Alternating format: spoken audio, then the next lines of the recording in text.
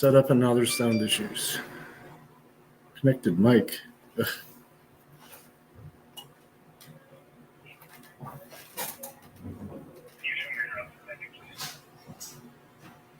Hang on.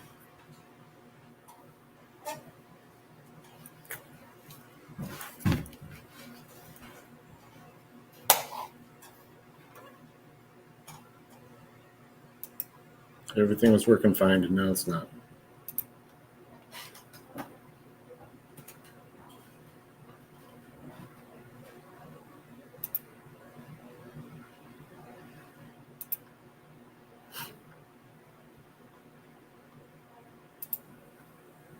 Yeah, first. Hang on, let me fix this.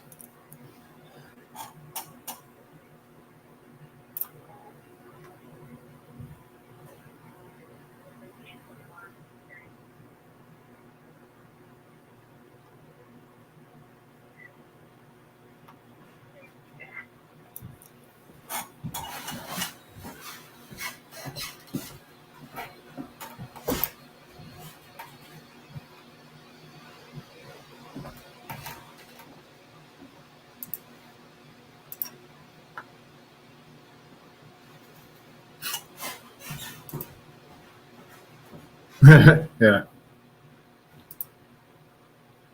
Oh, fuck. That's actually what delayed me a little bit. I'm not sure why it's not using the right mics. It was set right. Audio.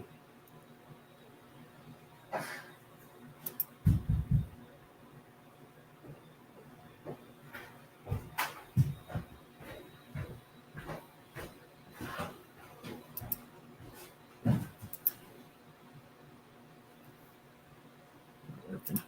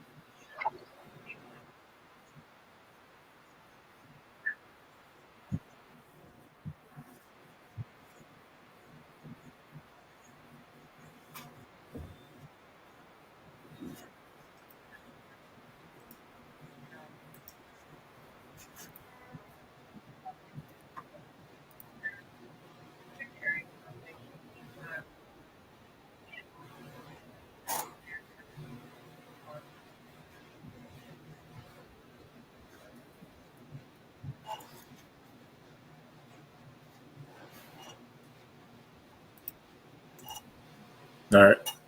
It's not what I planned on listening to. This is.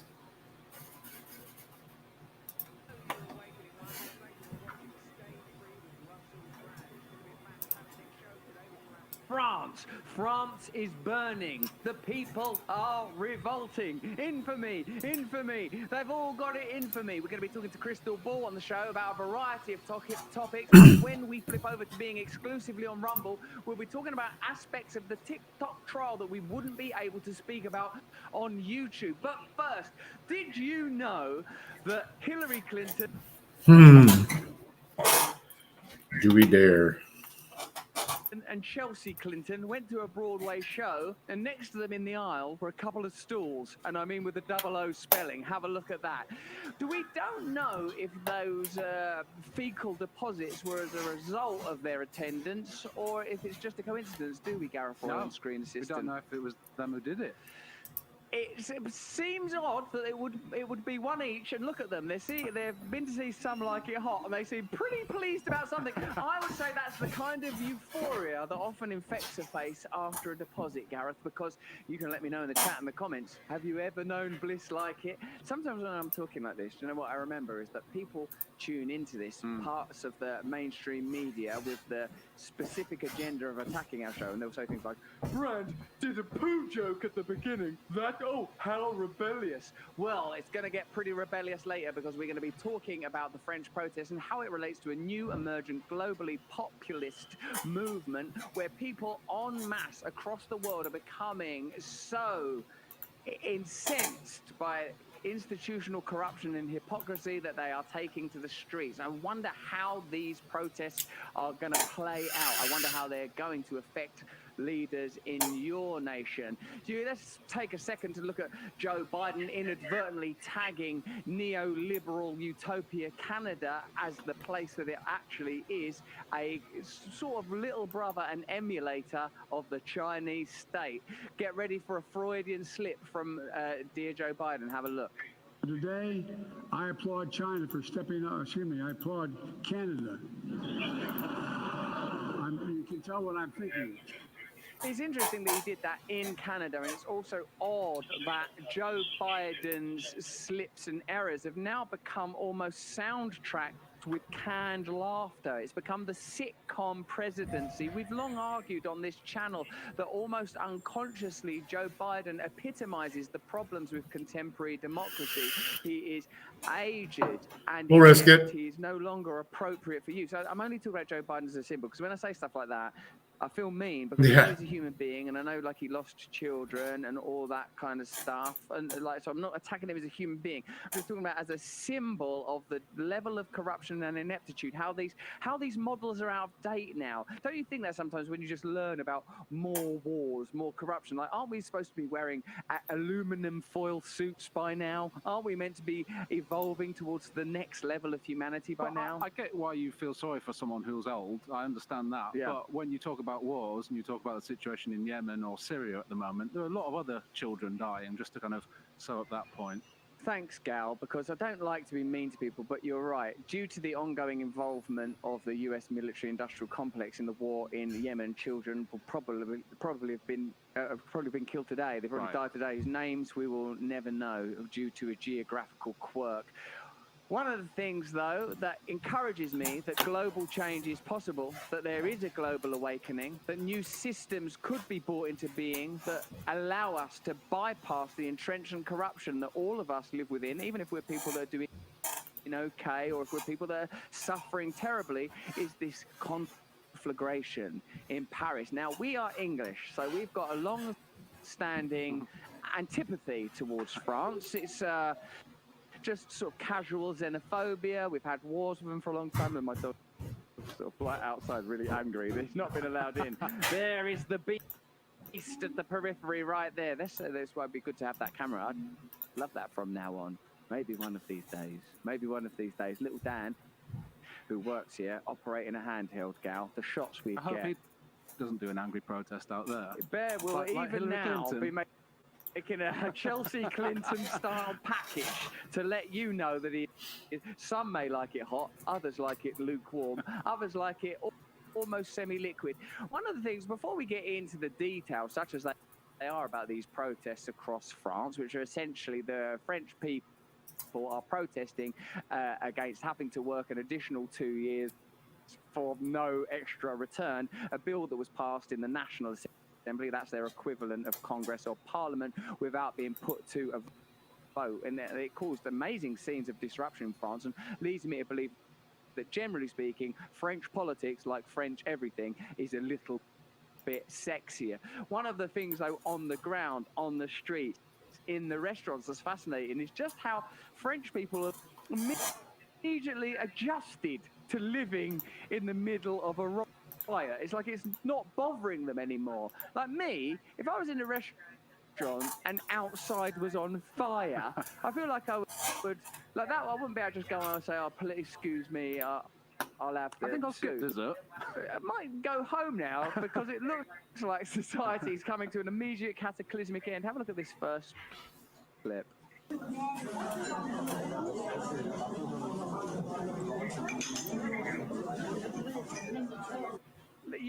It seems obvious that blasé is a French word because that is the most blasé thing I've seen.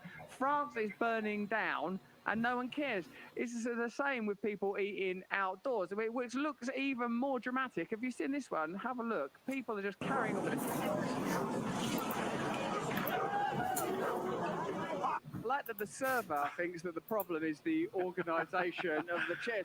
Oh, monsieur, my apologies. That chair is a little crooked. It's the angles that are the problem. If we can just get this in proper relationship to the table, everything will be okay. The streets are on fire.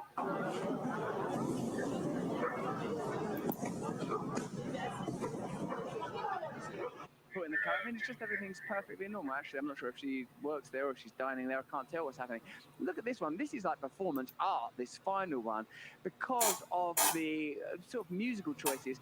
Let us know in the chat and the comments how quickly you work out what song this is. It's a little quiz. If you get it right, you can come and see me in a live show. Yeah, what about that? For if you want to come, you might not want to. You might be a sort of a radical French person, happy to bring down the state because you're not being pensioned properly and democracy's being ignored, like everywhere, because your country is being led by a neoliberal stooge that went to the right school, made the right connections, organises the right tax breaks for the powerful, attends Davos conferences, may pretend to care about cultural issues, may pretend to care about inequality, as they would call it in France, but actually cares about, I don't know, corruption. Yeah? Yeah, Is that enough? Just say stuff in a French accent. Will that do? Is that enough for you? Have a look at this. This is, I would say this is surreal and bizarre. Not only because people are carrying on as normal, but there's something macabre and extraordinary. And note that the keyboard player is still wearing a mask. It's a weird visual oxymoron.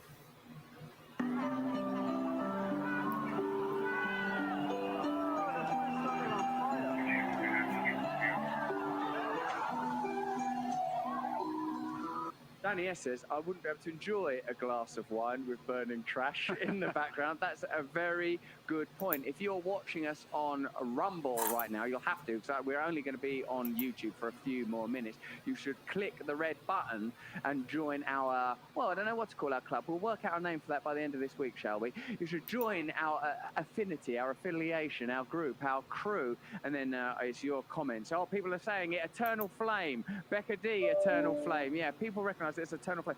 Is that, do you think that's been ironically rendered by that street musician? I think so. Can't be a coincidence.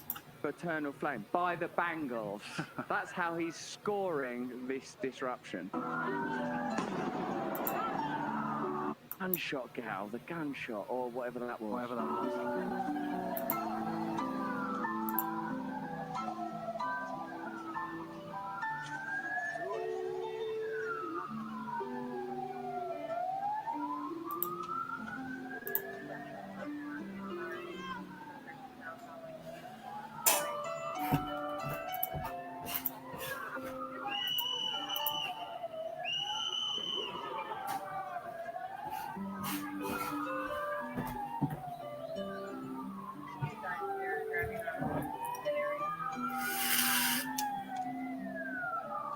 Yeah, Gloves. The world has become sort of performance art. Yeah, I guess it's interesting. As a metaphor, you could argue that maybe we all have to get on with life and ignore all the awful atrocities that are going on. Just because here it's literally happening right next to them, we're ignoring something that's happening not that far away in foreign countries. Yeah, I get it, mate. Also, Nero literally fiddled while Rome burned. The Emperor Nero, who was an early symbol of centralized authority and despotism. The Emperor Nero apparently played a fiddle. And I didn't think fiddles had been invented that long, but I suppose they must have been.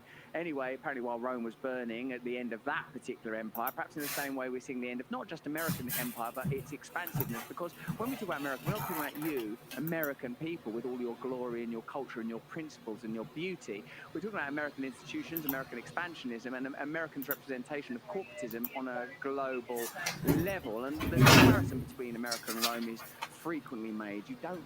How do we diagnose the end of empires? What does it feel like? How will it play out in European nations that have evident differences? You can sort of see that and feel that, but ultimately the same kind of corporatism, the same sort of commodification, the same sort of ideology that is engendered by secularism, a kind of sort of, what do I want to say, a diluted nihilism, a sort of sense of meaninglessness that's best embodied perhaps by a man playing a bloody organ in the street wearing a face mask while the culture falls apart around you.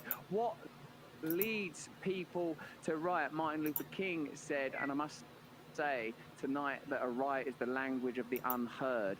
And what is it that America has failed to hear? It has failed to hear that the promises of freedom and justice have not been met. And it's failed to hear that large segments of white society are more concerned about tranquility and the status quo than about justice and humanity. In a sense, the idea that rioting is the language of the unheard is important. You can't have a riot on your own. A riot suggests consensus. A riot suggests that a deep psychic injury is being expressed. A riot tells us that our institutions and systems are insufficient. They are inefficient. They are unable to represent the will of people. This case, this particular set of disturbances brought about by an undemocratic change to the pension laws is a great example, because the French feel like they have a deal, a contract with the government. We pay these taxes, and then we get to experience a little bit of a literal joie de vivre, the joy of life, the essence of life. Don't you sometimes forget that your life's meant to have a point? Like you have a purpose, you have a relationship with divinity of your own determination, that you have relationships with the people that you love, that you're allowed to decide on your own destiny, that you're not meant to be someone boxed off in order to facilitate convenience of powerful sets of interest. Victor Hugo, writer of Les Miserables, which is of course about the unrest that led to the French Revolution, in that book, and subsequent musical and all those assets. Every man who has in his soul a secret feeling of revolt against any act of the state, of life, or of destiny is on the verge of riot.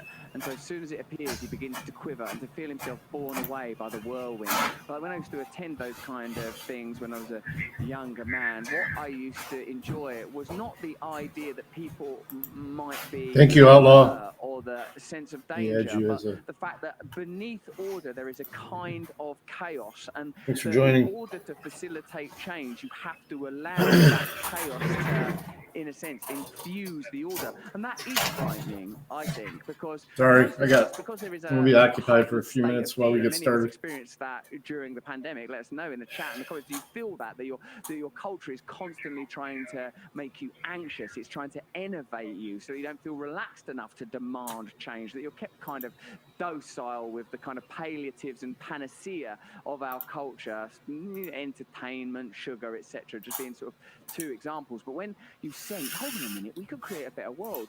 The technology and the ideology for true democracy exists now. We could localize, we could collectivize, we could organize things differently. It's not to say that there would be no centralized authority, but it would be authority in response to the will of the people. Essentially, Rid of the what authority. they claim we already have, when what we really have are institutions that operate on behalf of corporate interests and financial and military interests and keep you distracted and subdued. Let me know in the chat and the comments if you agree with that. This is a quote from Maria. I've never said this name before, so I might say it wrong. Aliokina. We have the right to refuse. This is our right, yours and mine. You can't know all the laws by heart. You don't know what will happen if you refuse, but you have to try. I suppose this is a kind of a call for deep bravery in a time that can feel pretty frightening. You might not yet know what exactly Emmanuel Macron is all about, but you might have the same sense that I do, that he's a kind of globalist corporate stooge, that one of those people that operates on behalf of the rich, uses language about equality and diversity, a kind of, what do you want to call him, a Gaelic Trudeau figure, like just one of those people that acts like they're super nice, but in fact operates on behalf of essentially elitist interests. Well, you'd be kind of right, I reckon. He went to the École Nationale d'Administration. It's an elite French finishing school that like a lot of French leaders and CEOs and stuff attend. He came under fire after they spent 2.4 billion with consultancy firms now being investigated for tax evasions. They've just introduced a new bill that prevents you photographing the police. I guess that came about because of those yellow vest protests in France recently, which was a fascinating movement because it couldn't be dubbed right-wing or left-wing or or racist, or it seemed to be a genuine, organic populist movement. Because the fact is, we do, in a country as vast and as complex as France, there's going to be a variety of cultural interests, of different demographics. But the thing that populism is about, if you ask me, is that it's truly about allowing people to come together around the issues around which we all agree, and to temporarily suspend internal conflict around the subjects that where we do have disagreements, cultural identity, etc., where there's necessarily going to have to be diversity. Also, another story about Macron is that they're using the 2024 Paris Olympics to introduce a bunch of biometric AI surveillance gear. That's like they're ushering that in under sort of the auspices of the Olympics. Of course, famously now raising the retirement age by a couple of years without so much as a vote. And during these riots, they've been using ketamine and spraying people with gas. All the usual sort of stuff, Gareth. Well, yeah, I mean, one of the things that he's literally been doing these last few years is increasing the kind of police state. I mean, well, as we're seeing happening in the US, and certainly a crackdown on protests in this country as well, Macron's been putting loads of money into increasing that police state, militarizing exactly again like we've seen in America and as we've seen happening over the pandemic. It's similar kinds of stories over in France. They're doing the same thing. And so they're actively trying to crush dissent in ways that we're seeing across That's like that conversation we had with Glenn Greenwald. Like, the elites are no longer interested in negotiating or appeasing the masses. They are happy instead to militarize, confident that with AI and new technology it's possible to repress dissent and crush dissenters. That's why in your country, America, you're seeing the militarization of the police force. You even saw budgets allocated to COVID aid reallocated to the militarization of the police force. That was pretty popular during those times. In our country, the UK, similarly, we're seeing the undue empowerment of sort of police forces. And by the way, this is not anti-police rhetoric. I've got friends that are in the police force, and I know a lot of people join those organizations with good, well-intentioned, community-oriented Impact employment. goals. And I would say consensual policing, consensual law, Yes. democratic law, be it having sort of services within your community by your Yeah, they community, actually they're of saying our no. future. What we don't want are They're police saying forces you've been that given operate multiple on behalf of opportunities to state start crushing there, dissent, and ultimately the we've sort of not sent military other arm people of because the you were government. scheduled That's to why it's start, interesting that because of that, after because of the- that if you wanna unreliability. call what happened on Jan 6, insurrections, protests, riots, choose your word. All right. One of the responses was to give right. billions more to the Capitol Police Force and turn them into a kind of domestic terror force. Because when they talk about terror, they're talking about you. Listen, we're only going to be on YouTube for a couple of more minutes, then we're going to click over to being exclusively on Rumble. We're going to be talking about how Rumble has been banned in France, and of course a lot of mainstream media are criticizing and condemning Rumble. That's because we're doing something right. We're going to be talking too about the kind of stories that are impossible to talk about on YouTube, including fellow content creator Dr. John Campbell's recent revelations around excess deaths, which we simply cannot talk about on this platform, and how that relates to the ongoing congressional TikTok hearings currently. In fact, let's get into that now. I got quite a few copyright gigs for last night. I'll Every tell you single that. thing that they're saying about I'm TikTok, doing some. they're responsible for themselves. TikTok You is get that spying job? on you, You don't and want all that the job, while man. they're being Chinese. I literally have about tried it. to start Because that of course, guy. the social media companies in I've tried to start that guy like 6 times, and he keeps not showing up. And then he calls back and says, "Well, can I have another try?" I'm like, the client didn't say that, but I'm saying that to him. So it's nice to be able to blame the client. America are spying on you. Of course, social media companies are in cahoots with the government. Drive The forklift? files showed us that. One of the things that's fascinating about this story, of course, not just the corruption, not just the data capture, not just the fact that ultimately what they're looking for is TikTok to be propagandized on behalf of the state. They just want a more favorable relationship with TikTok that they presumably can't get because of its origins and national relationships. It's another of those stories that shows us that the current elites still do not understand what they're dealing with when it comes to the power of social media. That's why you have to crush dissent. That's why you have to smear independent media, and we've been on the receiving end of that, because power doesn't yet understand these new tools and technologies. And that becomes evident when you listen to dear old Mr. Hudson of North Carolina talking to the CEO of TikTok. Have a look. Mr. Chu, does TikTok access the home Wi-Fi network? That's like the kind of question you would ask when you're like checking into a hotel. Am I going to be able to get this on my phone? Will that show up as adult content on my hotel bill? That's really like you're conducting a congressional hearing. It's weird, isn't it? You should be more informed, I would say.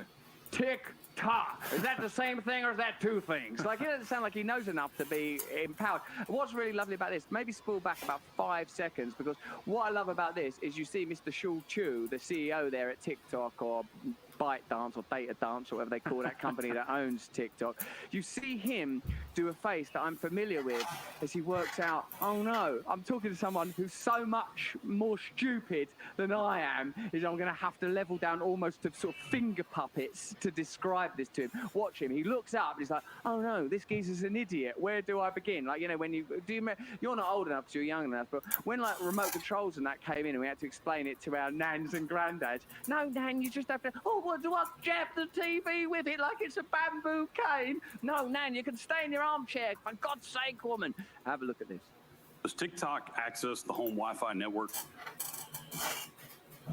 Only if the user turns on the Wi-Fi. I'm sorry, I may not understand the... So if I have... No, you do understand. You do. He really is that stupid. You're dealing with someone who's... I mean, but more important than this obvious ineptitude of the investigators in this particular congressional hearing is a story or a notion that we touch on pretty frequently. How do they have the moral authority to investigate, let alone condemn TikTok, when they, check this out, politicians blast TikTok but accept its executive donations? So you've got politicians condemning TikTok who take money from TikTok. If you think TikTok's bad, don't take TikTok's money. No, exactly. I mean, this comes on top of what we already know about all the members of Congress and senators that own, as we always talk about, stocks and shares in the big tech companies that they regulate. Yet more hypocrisy on top of hypocrisy. Later on, we're talking to Crystal Ball from Breaking Points. We love her and Saga. What do you say? Saga. I'm never confident with those kinds of LVA, good to see you. Saga, cigar. Yeah. You're uncertain. Yeah. That's the first question. Well, no, you're How do you making say me now. Sagar's name? But my second. Yeah, well, you know what's funny, boss, is that my cousin actually runs a shop, HVAC shop. Same thing, man. Being able to find somebody that's actually just wants to show up to work every day for good pay. I mean, he pays those guys good. Even the brand new laborers. Nope, nobody wants to work. They want daddy government just to pay for them. Second question is going to be, do you believe that any current political party is capable of dealing with the deep systemic You see LVA? Shit, we got enough here for a game. evident with the money in politics issue? Why will no political party say, if you are in Congress, you cannot own stocks and shares at all? You cannot have another job. This is a problem that's been in British politics right now. Is like we find out all that loads of the politicians got some other job where they paid a bunch more money. That we would ban that. Do not accept lobbying money. Do not accept donation money. If you made those laws, it will change the landscape of politics overnight. So even this TikTok trial currently, which will ultimately, you know, what they'll want is the ability to censor the ordinary users of TikTok. They certainly won't be trying to make institutional change within a powerful organization like that. And secondly, look at this idea. They are saying that TikTok are probably capturing and sharing your data. Well, look at this. 50 million Facebook profiles harvested for Cambridge Analytica in a major data breach. What about the CDC? All the way through, we can move on, or the CDC, all the way through the pandemic, or certainly at points of it, they used data, they captured data and used it to monitor people. Data, yeah, based on people's activities during lockdown to monitor whether people are moving about or not. But again, like, not actions that you would expect from your own government when we're talking about spying. So it's okay when we do it, but when China are doing it, that's what we're against. Every single thing they're attacking TikTok for, they are culpable of. Accusing TikTok of having a relationship with the CCP, with the Chinese State Communist Party. They have relationships with social media companies. The only thing that I can think of is they're not Chinese. That's literally it. There's a story now, Google ordered to hand private customer data over to FBI investigators. And this seems like a good time for us to get off YouTube. There's a link in the description to Rumble. Click on that. Join us over on Rumble because we're going to do some excess death stuff as well as looking at the sort of relationship between Google and the FBI. For obvious reasons, we're not going to do that on YouTube. So click the link and join us over on Rumble right now. See you in a minute. Stay free in the few seconds before you make your way onto the free speech utopian platform that is Rumble. So what is this story? Google handed private customer data over to FBI investigators. Once there's a precedent for that. Yeah, just another way in which big tech and the government colludes and has colluded, as we've witnessed through the Twitter files. If there's an organisation as powerful as big tech organisations have become, you simply cannot have an unfavourable relationship with the state. They necessarily got to find a way to jog along nicely together, haven't they? The idea that this whole thing is about intrusion and privacy is kind of laughable in a way when you know things like this have been going on. If it were about that, they would have done different things in all of these cases. So there's this idea that we're forced to live in a kind of theatre. That's why I think that there's an uncanniness when you see that keyboard playing in France. There's something eerie about it, like, oh, this means something. There's riots in the background, someone's throwing rocks at a police car, someone's playing the Bangles. Life's falling apart.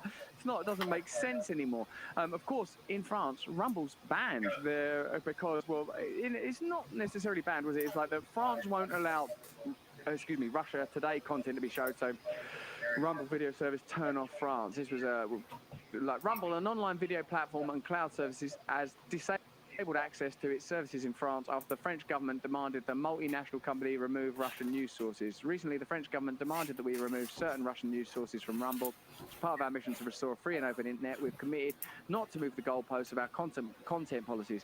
The statement from Rumble read, the company said it would challenge the legality of demands made by the French government. Chris Pavlovsky, who's the CEO there, has he's made that sort of claim once more on Twitter. I've got that amazing clip of us at the Rumble launch party where me and Chris Pavlovsky sort of stood to get a photo done by the logo, and he sort of instinctively, his body language to sort of hold his own hands, play in front of his reproductive organs, and like just as the photo was taken, I went, "Don't cover your genitals," like that, as if it was a thing, and he went, "Oh," like that, like I did it like it was a tip, and we'll show that clip at some point. We'll show that towards the end.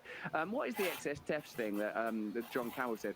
A new study covered by John Campbell demonstrated a correlation between countries with high COVID vaccination levels and excess mortality.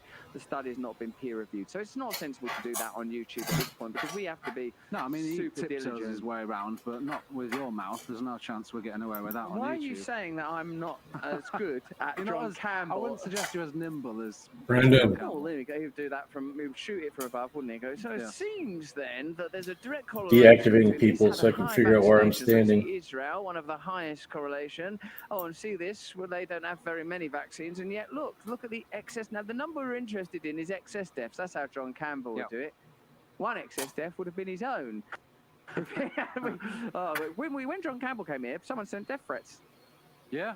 Death threats. That's what goes on. I know. I was angry. Someone's going to get a death threat here. It should be me. Don't you death threat John Campbell. Do you miss your death threats now? No, because actually I was scared of the death threats. But some of the death threats, I think, they're not. This is just a simple death threat. I don't think you should be doing that. I think you should take them all out.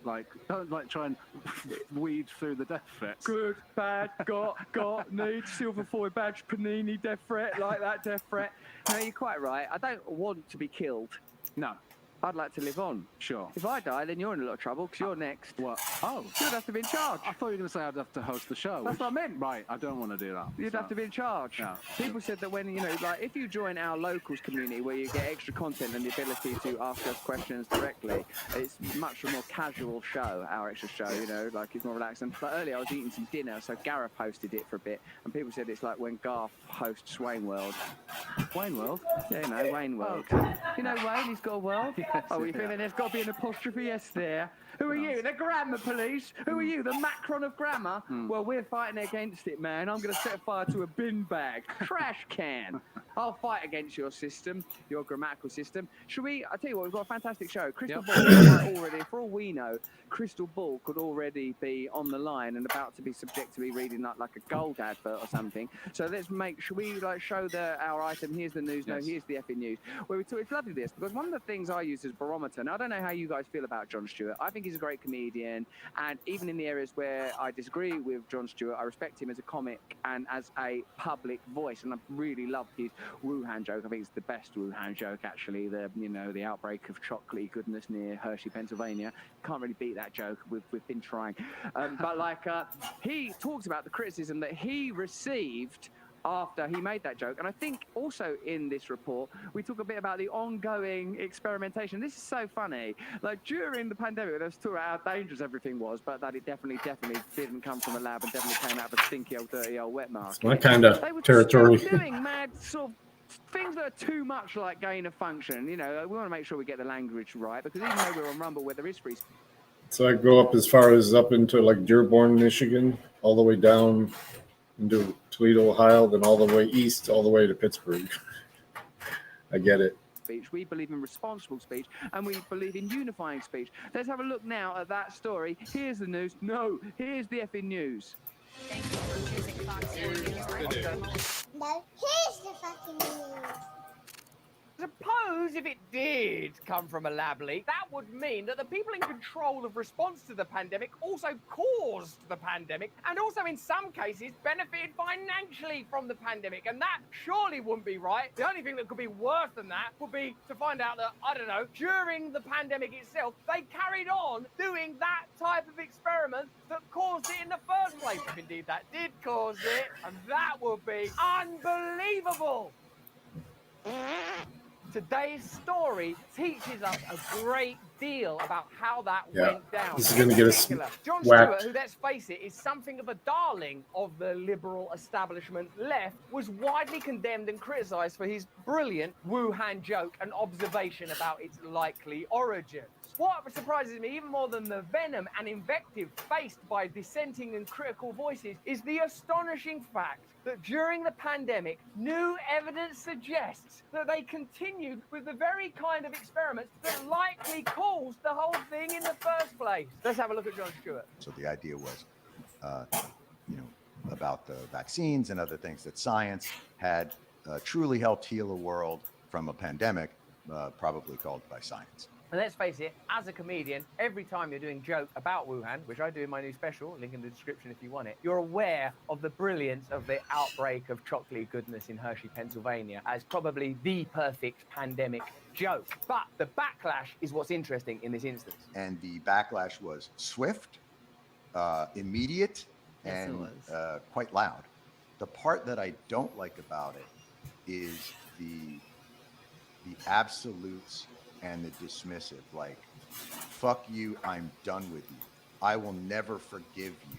What was stunning to me, I think, was the anger. Let's remember, the framing for Stewart's joke was, if science caused the pandemic, why would you trust science to resolve the pandemic? And that's a great joke, and I'm sure me and Jon Stewart would disagree with loads of things around the pandemic, as me and any other person would on a variety of subjects. And a significant point that we need to address is that they carried on with experiments of this nature, even knowing that it was possible that the pandemic had been caused by a lab leak. You won't believe this. And this reporting is from the mainstream media. Way back in the midst of the pandemic, when there were new varieties and variants emerging every day, the Delta one, the Omicron one, they were, instead of thinking, this is a pain in the arse, when are we going to be able to go back to our normal lives such as they are, combining them to see what would happen. At what point is there going to be some humility? At what point will the hubris be punctured? At what point will proper safety measures and a consensual agenda for scientific experimentation, other than the pursuit of finance, would be what I contest, be achieved? British scientists,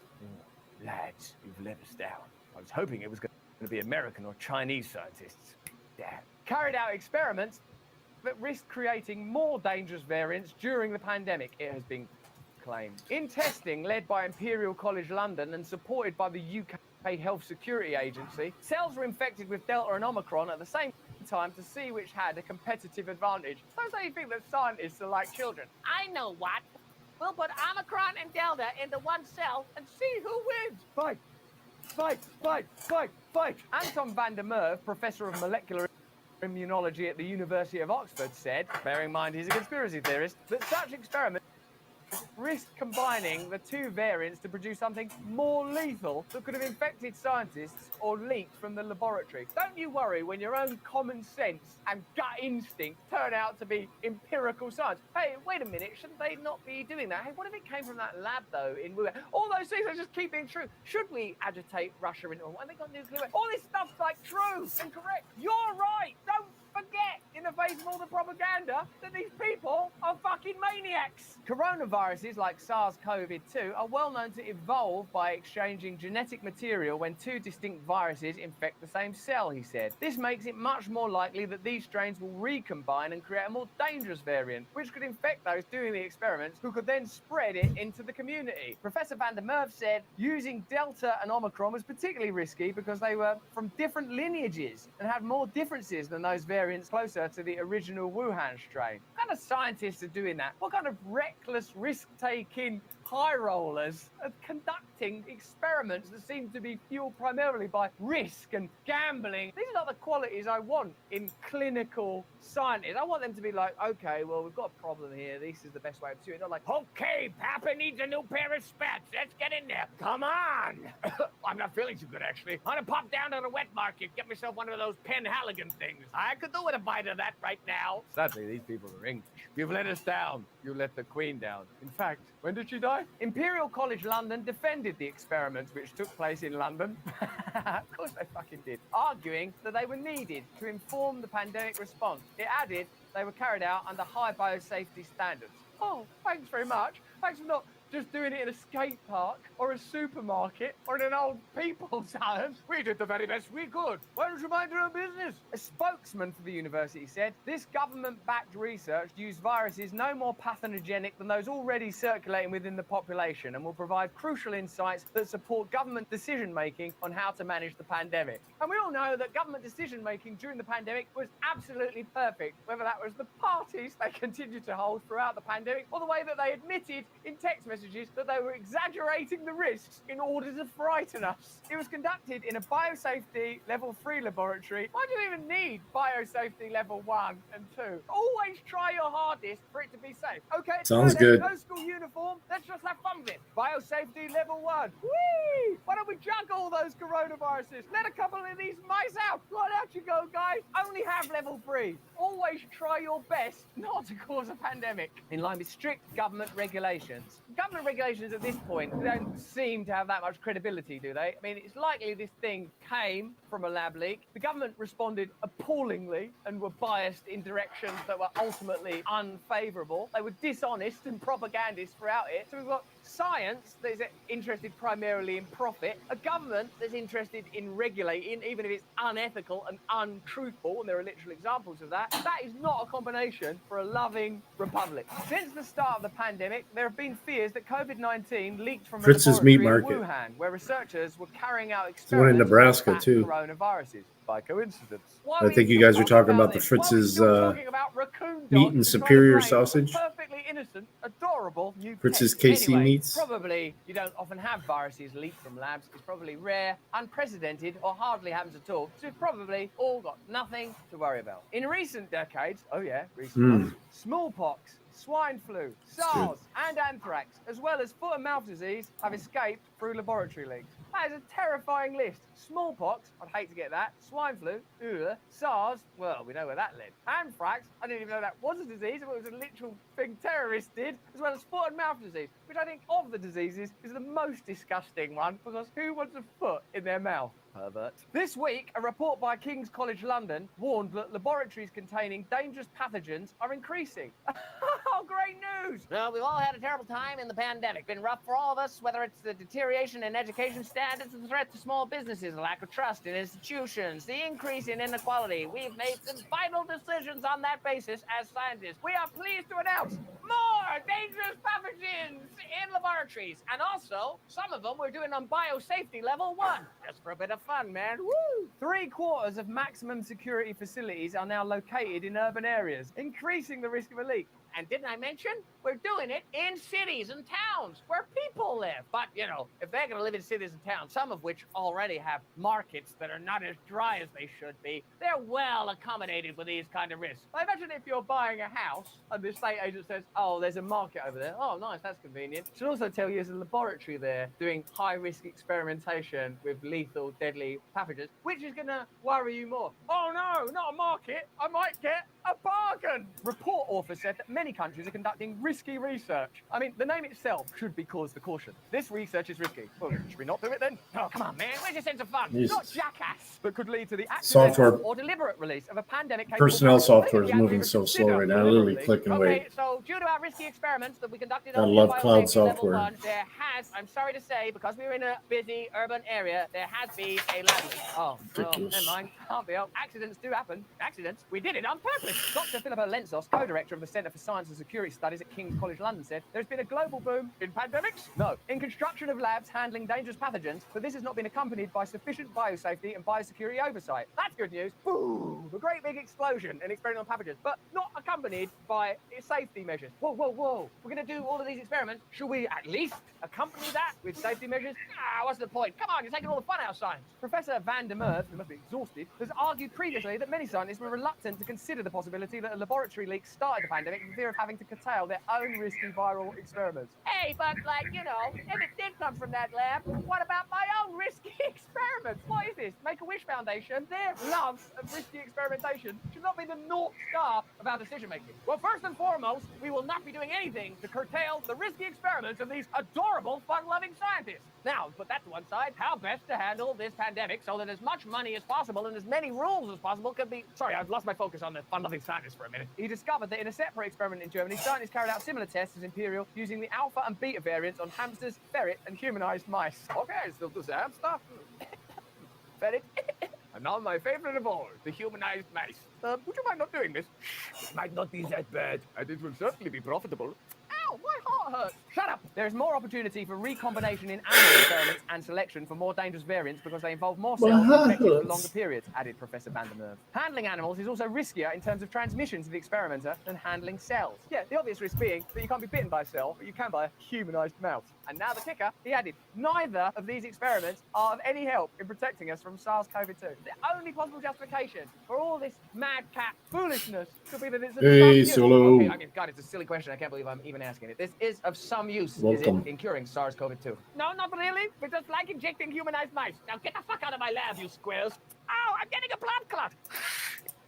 You get your washer and dryer hooked up? If it was conclusively proven the SARS-CoV-2 pandemic was the result of a laboratory leak, it would obviously strengthen the case for stricter global regulation of experiments on potentially dangerous pathogens. That's just one more reason why the narrative is being so tightly controlled, why they're working so hard to say it was a raccoon dog, why they're working so hard to smear dissenting voices, why at the beginning, even when they were considering the lab leak theory themselves, because it's so bloody obvious, they prevented that from being widely shared and promoted the wet market idea. Doesn't it make you think that it's been overhauled in the entire way that science is conducted? Notably, not having science as a subset of corporate pharmaceutical interests, not having science as a tool to underwrite a new orthodoxy of regulating people, having science as a kind of neutral and magnificent principle to drive our kind forward. Yes, but in that version, do I get to inject the humanized mouse? No! It seems to me that we should regulate, prevent, massively shut down this type of experimentation unless it directly leads to advances and benefits for ordinary people, not just for profit or whatever other crazy motivations in there that I can't even work out. But that's just what I think. Let me know what you think in the comments. I'll see you in a second.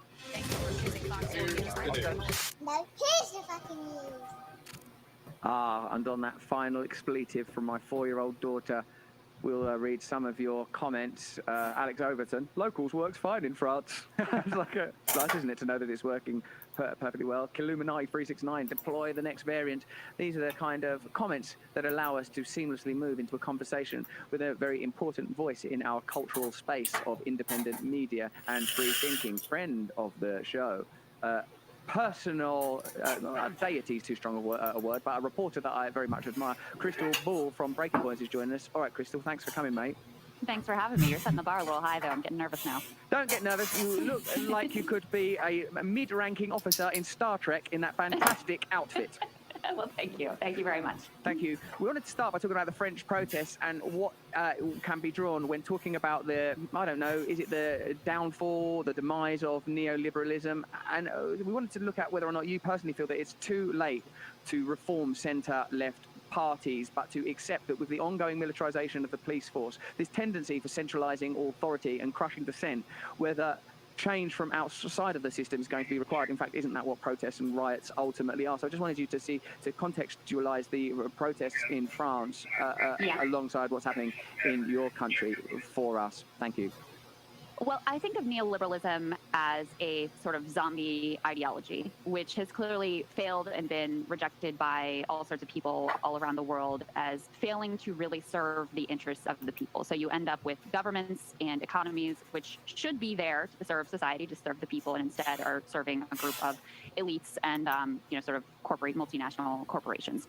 But I call it a zombie ideology because even as the failings of it have been exposed and rejected, it still holds a lot of power, as we see obviously in the UK, as we see in the US with Joe Biden, as we see in France with Macron being able to win re-election with, he had like a 30% approval rating. When he won re-election, and by the way, Joe Biden's chief of staff pointed that out as the model for how Joe Biden himself could get re-elected even as he is tremendously unpopular. So that's how I sort of see the ideology of neoliberalism. As far as whether it can be reformed within the system or what sort of tactics might work, I think you need a whole of body politic approach. So the sort of protest movement that you see right now in France, and incidentally that's being very successful right now in Israel as well, that's not just people marching the street with placards, but is people shutting down airports, shutting down commerce, shutting down transit, and really hurting neoliberalism in the capital where it really hurts. No one's got the balls to do that here. That's one essential piece. I think another essential piece, and all of these are about basically, small d democratic weapons. Another piece is in building out the power of labor and labor unions. That's obviously an instrumental part in having power when you go to protest and when you go to have a general strike, that you have people who are working together in solidarity to have that kind of an impact. But then I think another piece is electoral politics. In the American context, we take for granted that the Democratic Party is what it is and the Republican Party is what it is. But these parties are just collections of people. And the Democratic Party of the past, when it was the FDR New Deal Party, meant something very different and stood for things that are very different from what the party does today. So, I think the people who run the DNC are a bunch of posers who could, be supplanted by a real movement of the people and sort of hijack that party to restore it to its roots of serving the interests of the people rather than the interests of the donor class. That's an exciting proposition, but even in recent electoral cycles, we've seen that party, it feels like from within, scupper the attempt of a more populist leader in the form of Bernie Sanders, who I figure you were well into. And it makes me feel like that, in a sense, the part of the function of these institutions is their ongoing preservation and the ability to stymie any serious reform. So I recognize what you're saying is that without populist uprising outside of political systems, such as we are seeing in France and as you added, Israel, there is no incentive or likelihood of that kind of internal change happening. Like in recent, the Clinton-Sanders stuff is a good demonstration of that, would you say? Well, I'll give you a perfect example of that, and I think your point is spot on. So right now, Joe Biden, he hasn't officially announced for re-election, but he's likely to. And he has a progressive primary opponent who is announced in Marianne Williamson. And Democrats, for all their talk about democracy during January 6th, et cetera, now that it's time to actually put to a vote among Democratic primary voters, okay, who do you want to be your nominee? And we know from the polls that an overwhelming majority would like Joe Biden to step aside, and they would like to have options in this primary. They've already switched around the order of the states to try to rig the primary election for Biden. And they're also already saying, we're not even going to have a debate. So you don't even get to hear on a stage Impact what employment the platforms are. So there is no doubt that when it comes down to it, they have zero commitment to democracy. They will use any authoritarian tactics, just as Macron did in France, to try to maintain their power. The only thing that can shift them from that stance is a populist uprising that forces their hand, that demands a debate, that demands a real primary, that demands a real democracy. And I think those are the only sort of choices. Neoliberalism, it's no accident that it's being forced. Leaders like Macron and Biden are being forced to use increasingly authoritarian tactics in service of maintaining their power, because, it has sort of been revealed as this rotten ideology that doesn't deliver on its promises. The only response to that is a truly populist response, which really means, handing power and people reclaiming power, both in their workplace through labor unions, both in the streets through protest, and also by taking back electoral politics. So you have to have all three of those pieces, in my opinion. cool. I feel like the professional neoliberal centre-left kind of hates working people, and that kind of contempt comes through continually in their rhetoric.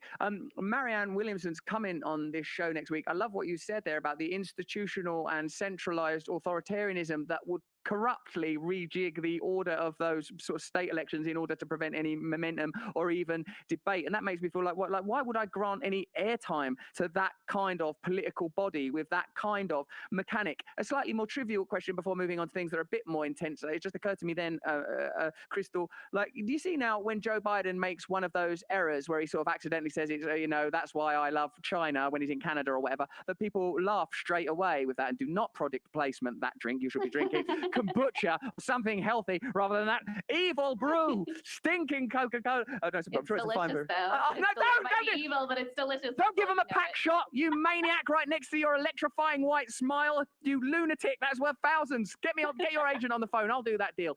Like when Joe Biden does that, stuff, and he makes it. If you notice, they started laughing now. Do you think that that's something that's happened as a result of a spontaneous cultural movement, or do you think someone goes out and briefs before Joe Biden appears on stage and goes, if he makes one of those errors, just chuckle along with beloved old Uncle Joe to sort of soften the evident ineptitude and the horrible metaphor that ineptitude represents of a kind of atrophy and cadaverous power. In fact, when you say zombie neoliberalism, it's convenient that there's an actual zombie running the country.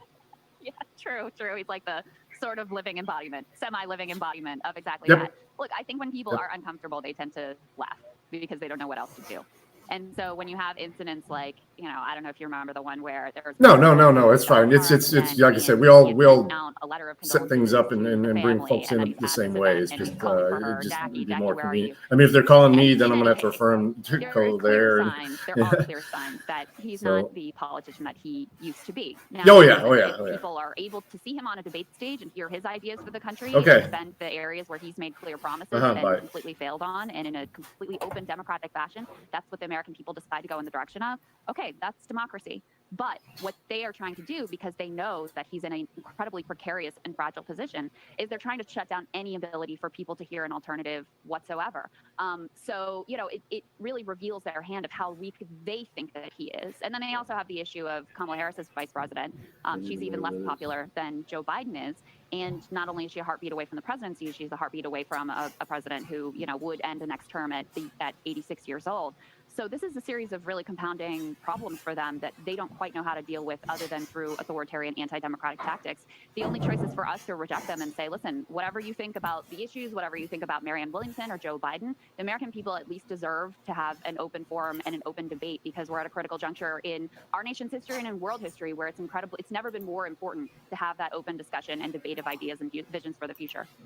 I am really encouraged by what you say, Crystal, about how populism can advance existing political structures, because I tend sometimes out of despair to feel like, oh, there's no point, it's so corrupt, it's so broken, the only thing it's worth doing is protest, the only thing that's worth doing is establish alternative systems. But I see how, as you describe, it could influence existing political structures were we to be more vocal and aggressive, and I don't mean that obviously in a violent sense, in our protest and opposition and non-compliance to the corruption within these systems. And I wanted to ask you, if I could just insert in that, you know, I'm talking a lot about the Democratic Party, but there's a similar process that's playing out in the Republican Party right now. I mean, there are some real schisms that have emerged in the Republican Party that are a real, you know, potential source of democracy and reform as well. So, you know, I don't see this as a sort of one-sided opportunity to change the tenor of our country or the world or change the landscape. But it's not going to come without a fight. There's no doubt about it. I mean, the people who have power are not going to just willingly give it up to a group of renegades, whether it's operating within this party system or within a third party.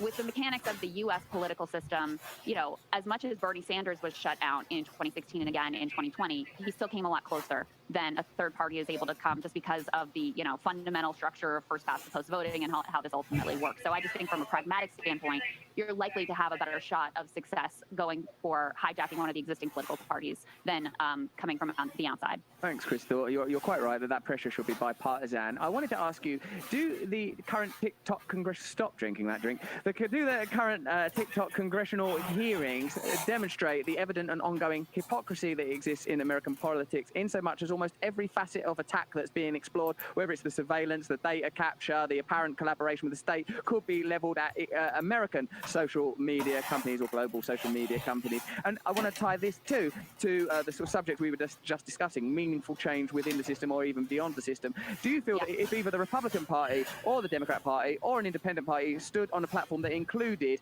banning politicians from having a second job, banning politicians to trade in stocks and shares full stop, or having any dependent child or spouse own stocks and shares, and making it illegal for either party to receive corporate donations, only individual funders, and even then in a very regulated way?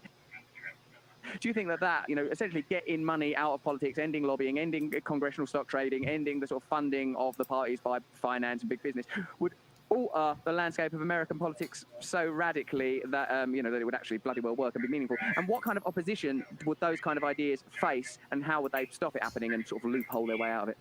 Well, I think it'd be dramatically popular with the American people. And you see this from time to time. Leaders, congressional leaders on both sides of the aisle were sort of forced to pretend like they cared about banning stock trading in Congress. And both Nancy Pelosi, back when she was Speaker, and also Kevin McCarthy, when he was running to be Speaker of the House, pretended like they wanted to take action on this issue because they knew it was so popular and so politically powerful. And then now that Kevin McCarthy is actually Speaker of the House, you haven't heard anything about it anymore. That just sort of died. Even the renegades that challenged him in terms of the speakership, that was not one of the concessions that they extracted. And Nancy Pelosi found a way to effectively kill, some real, genuine bipartisan efforts that might have had some teeth in that direction. So they use it as a political cudgel as it serves them, but then make sure that there is no actual change that happens. Do I think that getting money out of American politics would make a difference? Absolutely. I think it would absolutely, transform the landscape of American politics, because we ask ourselves so many times, why, when you have things that are so incredibly popular, things like making sure people have paid sick leave, or that union membership is available to people, or that people have a living wage. I mean, these are massively popular issues. Why is there never any action? And frequently, corruption is a core part of the story. And if we go even one level deeper than that, this is really, going back to France, this really is the core of the rot of neoliberalism, which says profits and money above all else. So, of course, if that is your system and that's the altar that you worship at, then you're going to end up with a system that is rife with corruption.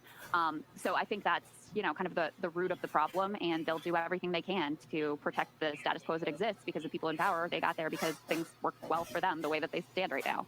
It means to me that that's an interesting edifice to focus attack on, because it exposes the areas in which both parties plainly agree and will use rhetoric around it, but won't implement legislation around it. And it exposes that, as Chomsky says, where both parties agree, you have no choice at all. And to sort of introduce that and popularize those ideas, I feel like would be a really interesting way of radicalizing political debate in a meaningful way.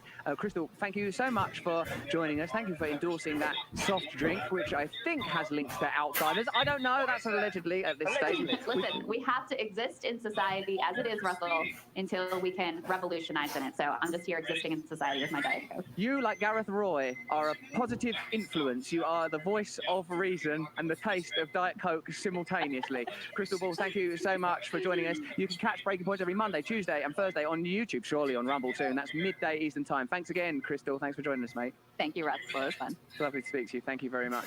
And there we go. A wonderful conversation, perfectly enjoyable. I think we advanced the debate somewhat, didn't we? And we also promoted a deadly soft drink.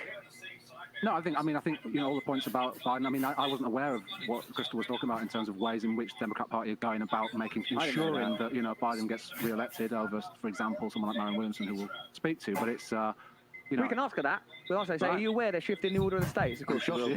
I'm sure she is. No, I've been paying attention to that. Amazing. I like Marianne Williamson. She's spiritual. She's cool. I've interviewed her a couple of times. Yep. She's all right. Hey, she's a good person. Listen, when I went over to Rumble and met this, I already knew the CEO, Chris Pavlovsky, but I went over there and sort of, I met Donald J. Trump. Lovely, of course. His wife, or girlfriend, that lady, Kim, off of Fox, who really aggressively attacked me, saying I was like a scumbag and a stink hole and a scuzz bucket, and then she was an absolute joy to me, and just laughed away through all of those things, and it sort of felt like it didn't matter at all to me. We had our photo done, me and Chris Pavlovsky, over by the Rumble logo, right? And just as we were taking our photo, he sort of intuitively put his hands, clasped his hands across his midriff, right? Or lower midriff, torso, let's call it. And I just went, in that moment, I went, don't cover your genitals, as if I was an expert in body language or something like that.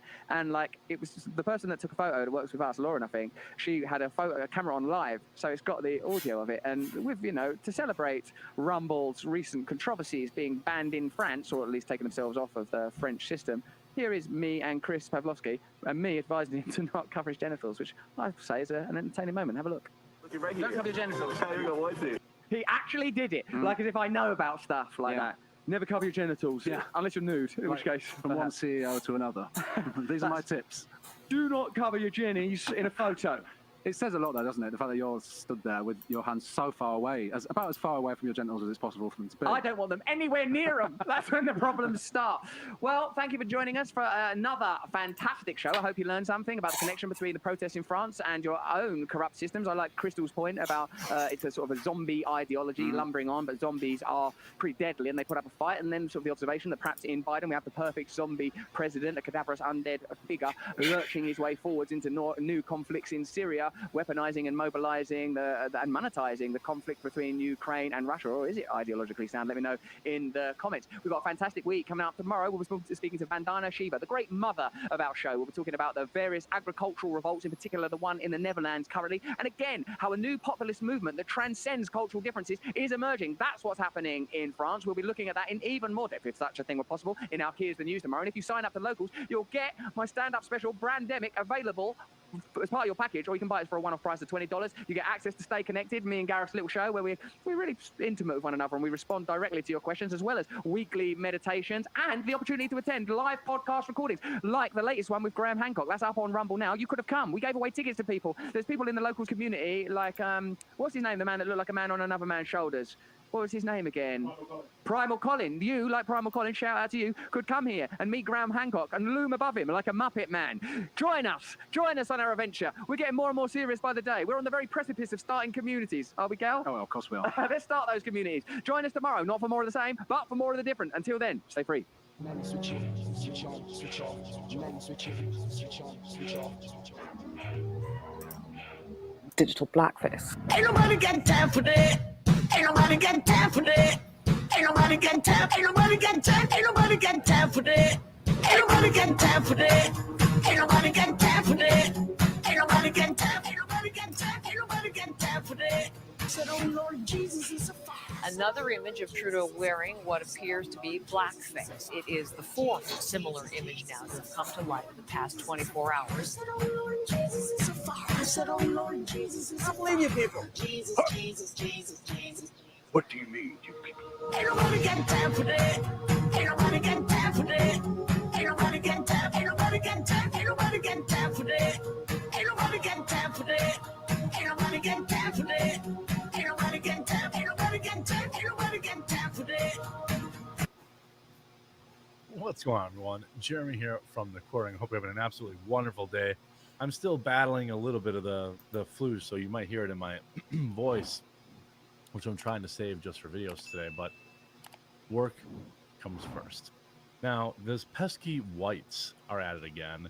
This time, a CNN anchor has brought up what might be the most absurd, the most hilarious, the most ridiculous case to be outraged.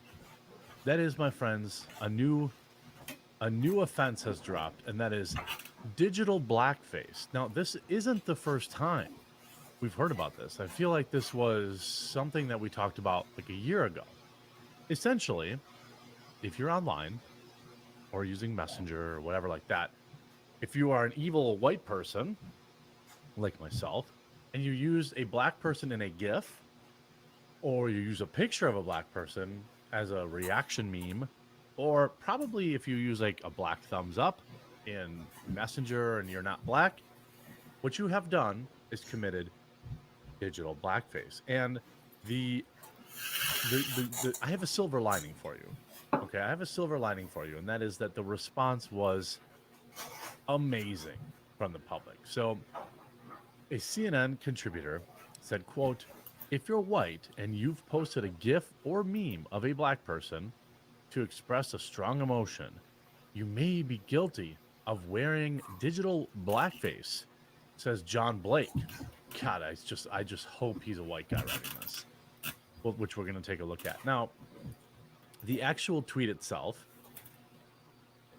heartbreakingly, had 9,400 likes. That is too many likes for this nonsense. But it did get 15,500 quote tweets and get ruthlessly ratioed in the comments. Shibateshi Nakamoto writes, Jesus effing shut the F up, 35,000 likes. You can see Jesse Kelly with a picture of Talcum X, Sean White. Talcum X. And then you just see in the replies here, the Middle Earth Mixer writes, if this picture of the young Captain Gondor is absolutely ripping a heater, it gets more likes than your article sucks. And it did. He said blackface, woman face, obviously bringing up the Dylan Mulvaney insanity. You know, this is stupid. A lot of people, redheaded libertarian, right? Heck, you know, like just basically everybody in here completely dunking on this. Tim Young. Next, they'll say you're guilty of audio blackface for singing along to hits by black people. Well, that's an absolute fact. All right, if you sing rap lyrics, particularly ones without self-censoring, you're probably everything that's wrong with this world. I mean, and there's nobody, I mean, outside of the likes, I'm sure people liked it as a meme or something, but like, I have a black truck. Does that mean I have automotive blackface? Like, there's nobody in this comment section anywhere. Now, this says same guy. So, John Blake here, or Brian Griffin says, see below for this morning's activism from CNN. This isn't journalism, it's media malpractice. Now, this is the same guy who wrote this article writing, hi, Mr. Griffin. My name is John Blake, and I'm with CNN.com, the online news site for CNN. I'm requesting a response from Governor DeSantis or anyone from his office to an article I am writing about Governor DeSantis' decision to block the teaching of a high school advanced placement course on African American history course in Florida. I've talked to one of the nation's leading scholars on fascism, who, along with another scholar who is an authority on fascism, say that DeSantis' decision echoes similar decisions. Like, this guy's just a lunatic, absolute lunatic. Oh, is he what? No, he's not. He's not white. I'm actually shocked by that. Maybe you've shared a viral video of Kimberly Sweet Brown Wilkins telling a reporter after narrowly escaping an apartment fire, ain't nobody got time for that. Perhaps you posted a meme of supermodel Tyra Banks getting mad on America's Next Top Model.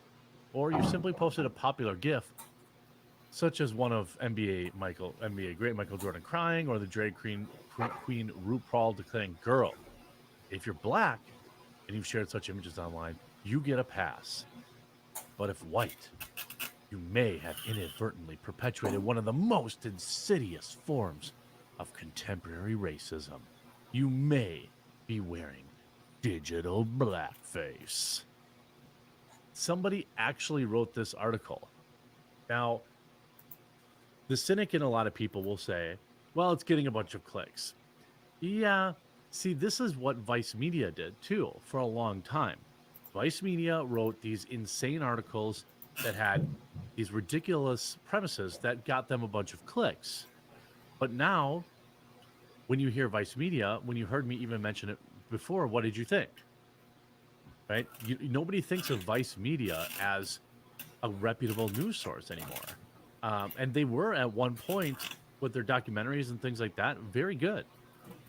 But they're a joke now. They traded all their credibility for clicks. And now they can't even get clicks. Most of their tweets and articles get like 7 or 10 likes on them, and they have millions of followers on Twitter. That's what CNN continues to do, right? In the endless search, the endless quest for more clicks, they are trading in what little reputation they have left. He continues.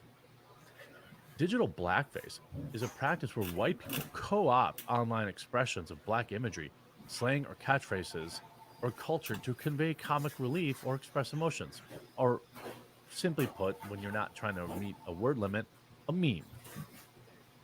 These expressions, what one commentator calls Impact employment. Racialized reactions. Yeah, what's up? Are mainstays in Twitter feeds, TikTok videos, and Instagram Reels. Who is this? And are among the most popular internet memes. Now, yeah. It's well known. I mean, I am very deep. With I was just giving you my number, I but think as of my office is in Monroe, many so as the 4 main Monica's office there in black Toledo friends. would be the best option for placing it. And I can't imagine any of them getting outraged if I used a meme Yeah. that incled a black person.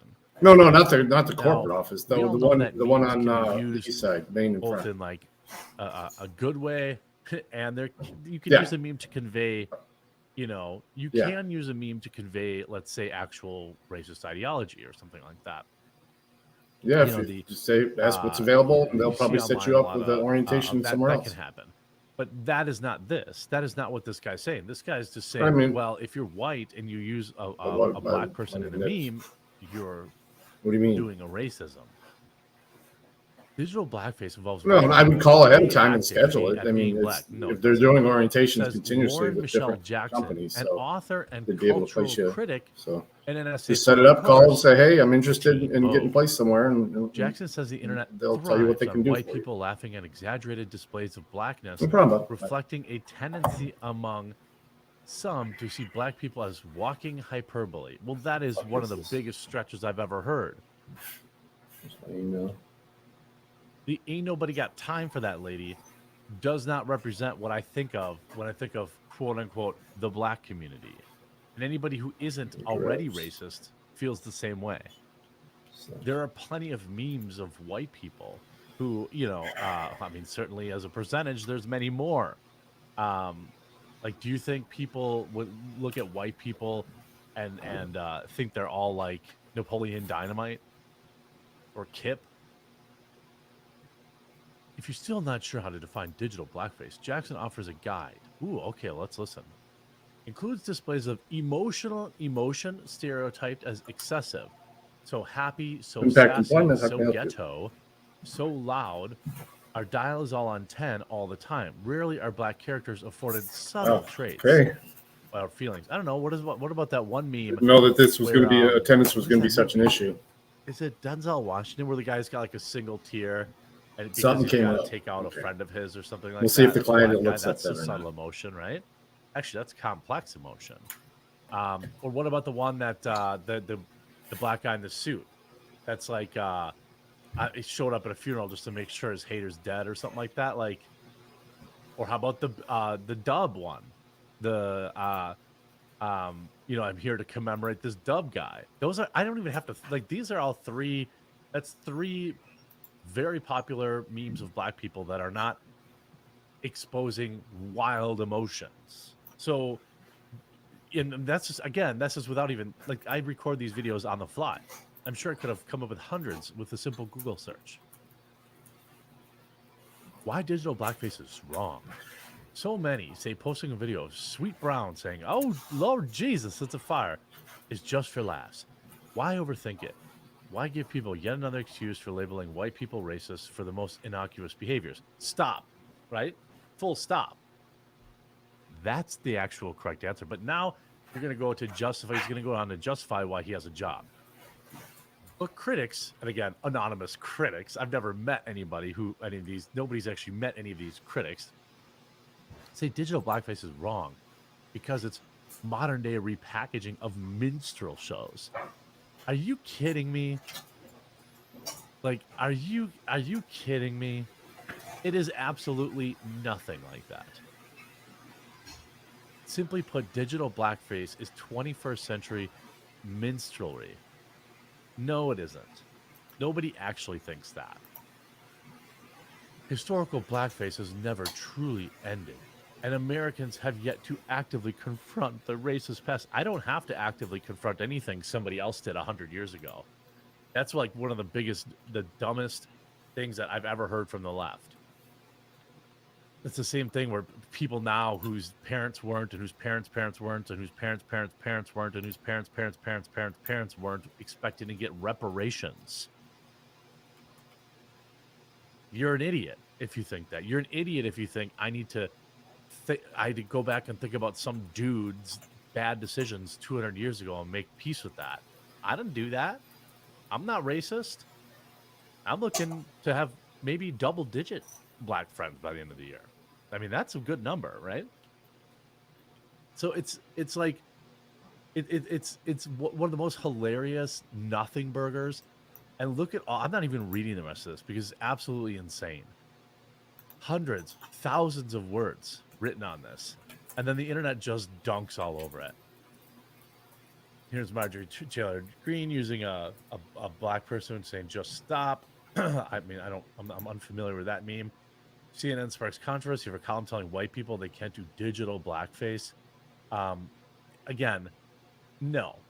And this is, again, repackaged. Here's Jeff Charles, Age of Chaos. Question for my black followers. Do you get offended when white folks use GIFs or memes that feature black people?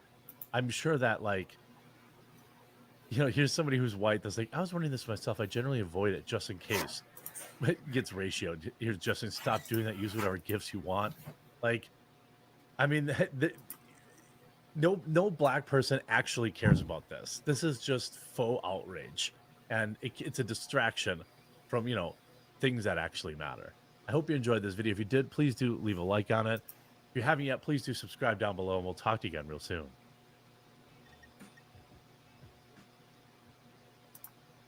There's another one he just released.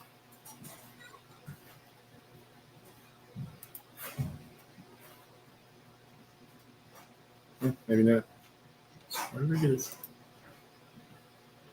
Yeah. What's going on, everyone? Jeremy here from the Quartering, and sometimes you've got to take a break from the current news cycle and put your foot down and talk about something that is really important. Here on YouTube, we've talked about kind of the pursuit, the persecution of a lot of these YouTube channels that maybe don't share or have the correct opinion, the opinion that is non-mainstream media anyway. And this morning, they destroyed a channel run by a bunch of really, really good people and someone that I also consider a friend, and that is the podcast of the Lotus Eaters. This is a show that has really flourished here on YouTube in kind of its professional format, covering cultural issues, political issues, very similar to what I cover. They all have weird accents. But, you know, part of the issue, or part of the reason they are persona non grata, is that they talk about a lot of, you know, well, spicy issues, you know, talking about the science, talking about you know, culture, and, you know, all of these issues from a non-mainstream perspective. They are, you know, they have the podcast for the Lotus Eaters, obviously the lotuseaters.com. They have a lot of videos for everybody to watch. And the channel is run by Carl Benjamin, or Sargon of Akkad, and other people. Please leave your not message just for Carl Benjamin. Now, this morning, they were told that they are no longer allowed to make a living on YouTube. And this is something that is literally the specter of every content creator on this platform that isn't, you know, that talks politics really from a you know, from a free thinker's perspective. Doesn't mean just because you're going against the narrative that you're always correct, or that you're always incorrect. But it's getting increasingly harder for people who have a non-traditional voice to even be allowed to share that opinion. That's why so many people have started migrating over to Rumble, for example. It's kind of become the freer speech platform that doesn't seem to have the same kind of suppressive laws or rules and algorithms that YouTube does. The problem is when you have staff, right? When you have obligations, there are certain things that there are compromises you make. For example, the Lotus Eater has multiple staff members. I have multiple staff members. If me, you know, replacing words or being family friendly as often as possible means I can employ the 5 people that I do, that's a trade I'm willing to make. People often will say, well, just go to Rumble. Well, if you just go to Rumble, you make $0. You have to find alternative ways to fund. When you just sent me, I'm definitely going to be using that. This is not an easy thing unless you're Steven Crowder, right? And you already have an army of people willing to support you. For mid-tier and growing content creators, the few bucks a month they make from YouTube is what allows them to put the more time into it and grow. Now, for a long time, YouTube has essentially banned creators, more so, for example, if you were really questioning the COOF or you were really, really digging deep into some sensitive subjects. And most of us kind of understood, okay, well, this is what YouTube said. They said you can't talk about the COOF, you can't talk about, specifics of it, and you can't share your opinion, even if that opinion ended up being right. But with the Lotus Eaters ban from the YouTube partnership program, this is the first time, I think, for a channel that really follows the same core tenets that I do, at least for our YouTube versions of videos. They don't swear in their videos. They follow the YouTube algorithm or the YouTube partnership program to a T. Their videos are almost always approved for monetization and have been for many years. And now, well, I guess I'll let Carl say a little bit here. To us at loadcease.com because we are very well versed in YouTube's monetization rules and were, in fact, told by YouTube that our monetization self-assessment was so good it was being used as an example of how self-assessment should work. We are in good standing, we have no strikes, and we work hard to maintain ourselves within the terms of service. We take them very seriously. When YouTube announced that they would be demonetizing videos for swearing, for example, it didn't faze us, because we don't swear on this channel.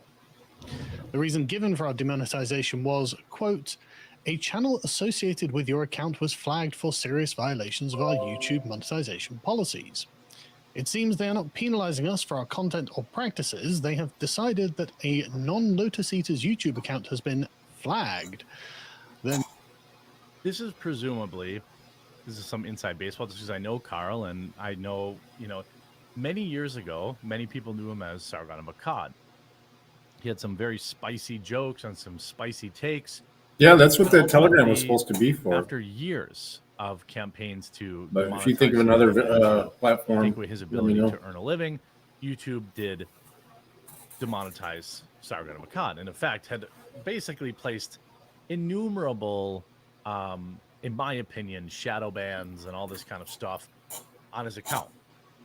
Because you couldn't even find his videos. He had 1 million subscribers, and you get like 2,000 views on videos. Yeah, that's true. YouTube had basically destroyed his channel, destroyed his ability to make a living. Years later, he forms the Lotus Eaters, which is not owned directly by him, but is, a corporation owns it, and there are other people I do too. involved. But what they're saying is, because years ago you had this channel we didn't like, you are no longer allowed to be involved in any ventures on YouTube, and you cannot pay your staff, and you cannot pay, you cannot earn a living on our platform because years ago you made a video that we didn't like. And that means that this YouTube account is also guilty. We appealed the decision, but of course, YouTube simply replied by saying, you're welcome to make any changes to your content before reapplying for the YouTube Partner Program. Which is not terribly helpful, given how the issue wasn't with our content, but with our associations.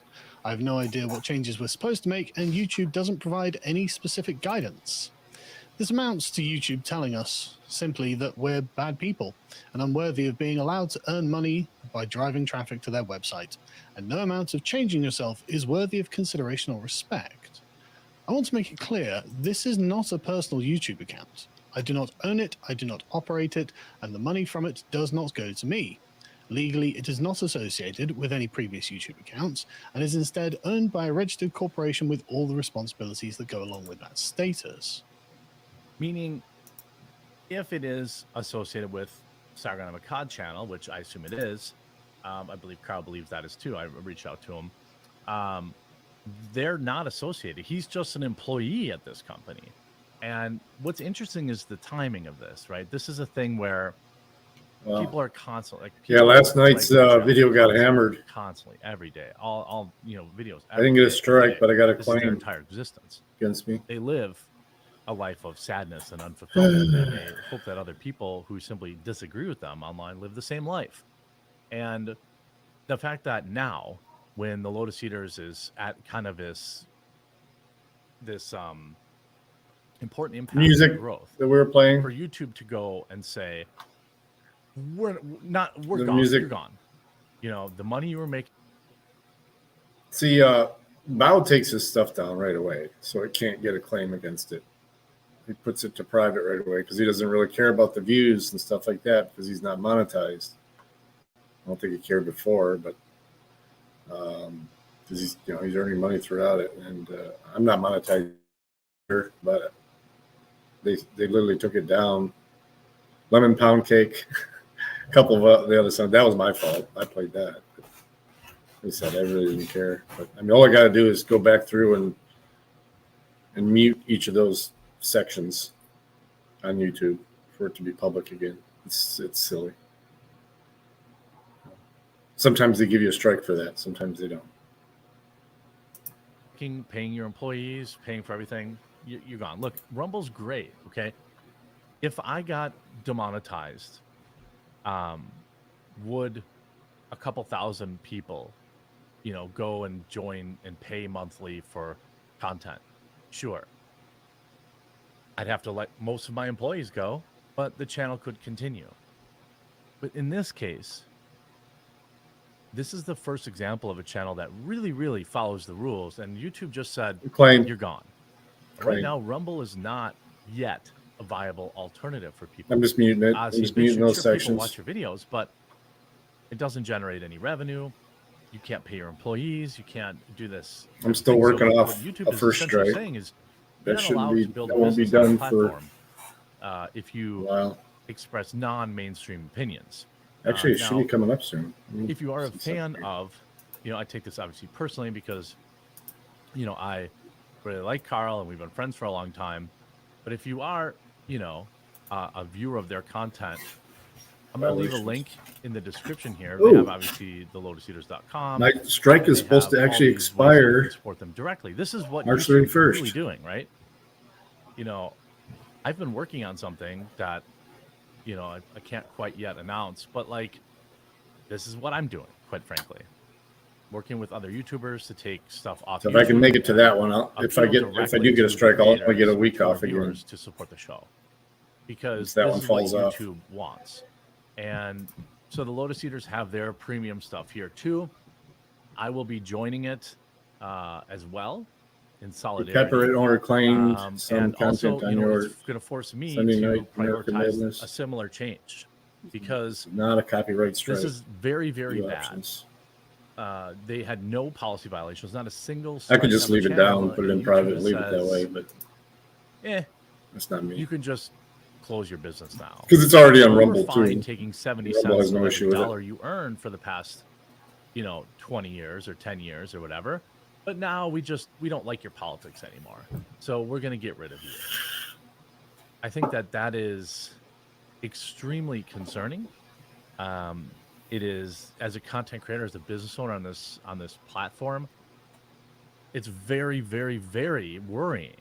This is not a channel that expressed wild conspiracy theories or any type of content like that. This is a channel that worked hard to stay within the rules, had a long-term reputation of doing that, and still YouTube said, no. This is an outrage. They should be immediately reinstated to the YouTube partnership program. It is clearly not owned and operated by Carl Benjamin. And anyway, if you had a channel demonetized years ago, who cares, right? They obviously are within the rules now. Yeah. That's basically what that means. But it also takes it down as blocked, so the video is not even available right now on my channel through YouTube. Nobody had a problem. I haven't checked Twitch yet, but of course Rumble had no issues with it. Now, I'm not going to name any names because I don't want to drag anyone else down there, but there are many very large YouTubers who had been previously banned that YouTube allows in their partnership I'll show you for this exact once same he's reason. done. But the channel's not owned by that person, so they're fine. So clearly YouTube has a history of allowing this, and this is clearly targeted. And it's unacceptable.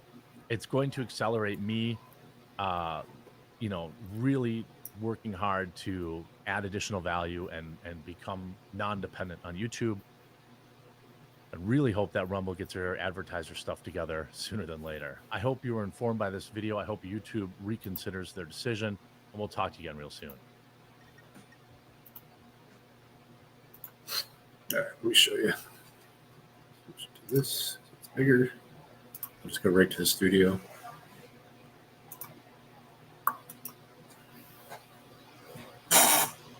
But I already have the processing on one of them. Options. Yeah.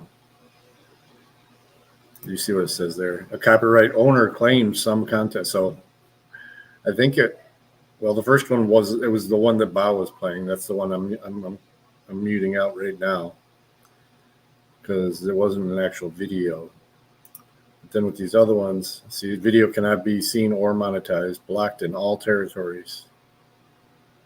Complex networks and affiliates. So it's some. So that's that Afro Man. Now, for some reason, Pound Cake had no issue. Or Kill Shit. No, wait.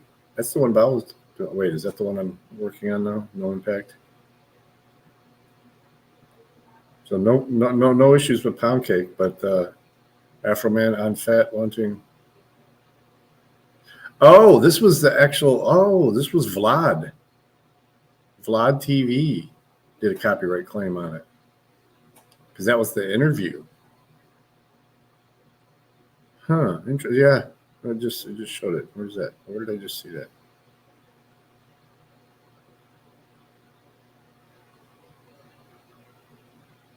Copyright owners, yeah. So it has to process itself. I mean, I could literally redo it, and then re-upload it, but I ain't doing that. It's a long stream. But yeah. And then we have our community strike, which will end March 31st, which was this strike was absolutely ridiculous. This was the semifinal football games, which I was just going to have commentary on. I was not going to show it. And for some reason, because they thought I meant I was going to show it, but wasn't showing it, I was scamming. Ridiculous. Put in an appeal, rejected the very next day. And this was my first warning, April 8th of last year, was during the Canadian trucker thing. I showed where that lady got trampled by the horses. I received my first warning then, which is ridiculous. Let's see here. Let's play this. I don't know. We've seen this one. I like his new get a little caricature of himself. Hey guys, welcome to the Liberal Hive Mind, a channel solely focused on exposing the abundant hypocrisy of the left. Now, firstly, I have to ask you guys a question. How does the audio sound? I'm on vacation, and I'm literally recording this video in a walk-in closet. Theoretically, the installation... Yeah, I'm wondering if the ones in the Shorts catalog are just like live performances that they're pulling the audio from, because I literally get, every time I pay any high-low, which is that Nordic music, on Shorts, if I can search them and I can find the exact same song in their catalog, and I can do it on a short. In here should be fantastic, so let me know if the audio sounds better than normal. But now to the subject at hand, once again focused on George Soros' puppet Alvin Bragg, and of course his office. Folks, it seems as though they're snapping. The pressure is on. Indict or F off, essentially. If you have something, then prove something, provide something, do something. Otherwise, clearly you're wasting everybody's frickin' time. House Republicans are finally starting to take some... Oh yeah, so when we get those warnings, basically they're saying that if you were monetized, we'd be taking it from you. But we're still advertising anyway, and we're making money on it. Curious action. They are on Alvin Bragg's case, requesting answers. You might even say that they're pestering him. again with the exact same question, provide actual evidence of wrongdoing, explain to us exactly why what you're doing is lawful and necessary, or we're launching an investigation into you. And Alvin Bragg's staff, well, let's just say, suffered a little bit of a meltdown, the New York Post is now reporting. Let me show you guys exactly what I'm talking about as this flimsy structure these Democrat clowns have created continues to crumble. We've got some stuff to get into, so let's roll the tape. All right, folks, so take a look at this from the New York Post. DA Alvin Bragg's staffer hangs up on, quote, bullshit congressional call. Rude reps for Manhattan District Attorney Alvin Bragg told a House Judiciary staffer to, quote, stop calling us with this BS after he made multiple attempts to get in touch by phone. The Judiciary Committee staffer who called Bragg's office at noon on Wednesday was promptly hung up on after he identified himself to a woman who answered the phone, a person familiar with the call told the Post. When the staffer called back a second time and identified himself, the second woman bluntly told him, your committee has no jurisdiction over us. You're wrong. Stop calling us with this BS, the insider said. I don't think I've ever seen any government entity respond to Congress in that manner. It's quite embarrassing, but I don't think anyone is surprised based on how partisan that office has become, the tipster said. And it gives us some more key insight into Alvin Bragg's office. Clearly, they've gone rogue. Your committee has no jurisdiction over us. I find that interesting. Now, I'm no constitutional scholar or legal expert, but I have a feeling that congressional committees probably do have some sort of oversight authority, at least in some sort of capacity. Alvin Bragg's office has gone totally rogue. Clearly partisan. You can tell that it's emotional and it's vindictive. It's get Trump or else. Oh, those darn racist Republicans keep calling us with their BS demands. Only unhinged, partisan leftist lunatics act this way. I mean, the utter contempt and the disrespect. Alvin Bragg's office, theoretically, seeing as in a way they're kind of like the top cops, in a way, probably not the best description, but they're arbiters of the law, they should be acting in a totally non-partisan fashion. This once again proves their partisanship, because you think that they would respond to Democrats in that same manner? Absolutely not. Never. It's a partisan witch hunt. Clearly it's not going very well. Clearly they're emotionally attached. They got skin in the game, and now that things are falling apart and there's oversight being conducted from Congress, they're lashing out. I've never seen anything like it. To respond to congressional inquiry in such a manner is beyond disgraceful. And I wonder what path Jim Jordan and House Republicans can take to sort of amp up the pressure a little bit. I wonder if they could start issuing subpoenas, holding hearings, and calling people to testify. It's time to put the pedal to the metal and start putting pressure on these people to not be acting like rogues in the shadow, but to be following the law in a fair and neutral fashion, and to once again provide reasons. I mean, just think about how ridiculous this whole thing is in the first place, just based on the location. Republicans made some serious gains in New York City. You know, House Republicans might have not even flipped the House had they not won in New York in such epic fashion. Every single county shifted rightward in the previous election. Why? Because New Yorkers are sick of leftist soft on crime policies. And in the face of that, I mean, what a slap in the face to every single New Yorker. What is the top cop in Manhattan focused on? And even the district attorney on the New York state level, Letitia James, they're focused on spending millions of dollars and wasting New York taxpayer resources and time on investigating the former president on a BS misdemeanor case that they're trying to turn into a felony, as ridiculous as that is, even though federal agencies have refused to pursue this case because there's no there there. They already deemed the payment as a personal expenditure, not a campaign expenditure, therefore not violating campaign finance laws, not to mention the audacity of Alvin Bragg's office to say the Judiciary Committee has no jurisdiction over us. Where do you get off supposedly pursuing federal election crimes? That's the FEC's job, and they already said that basically nothing wrong happened. They closed the investigation years ago, but these clowns are opening it up again because they're rogue political actors, as I continue to state. It's beyond disgraceful. Here's another thing, not just the jurisdiction angle, but where the frick did they get off telling Congress to stop bothering us with your BS? Let's have a conversation about BS.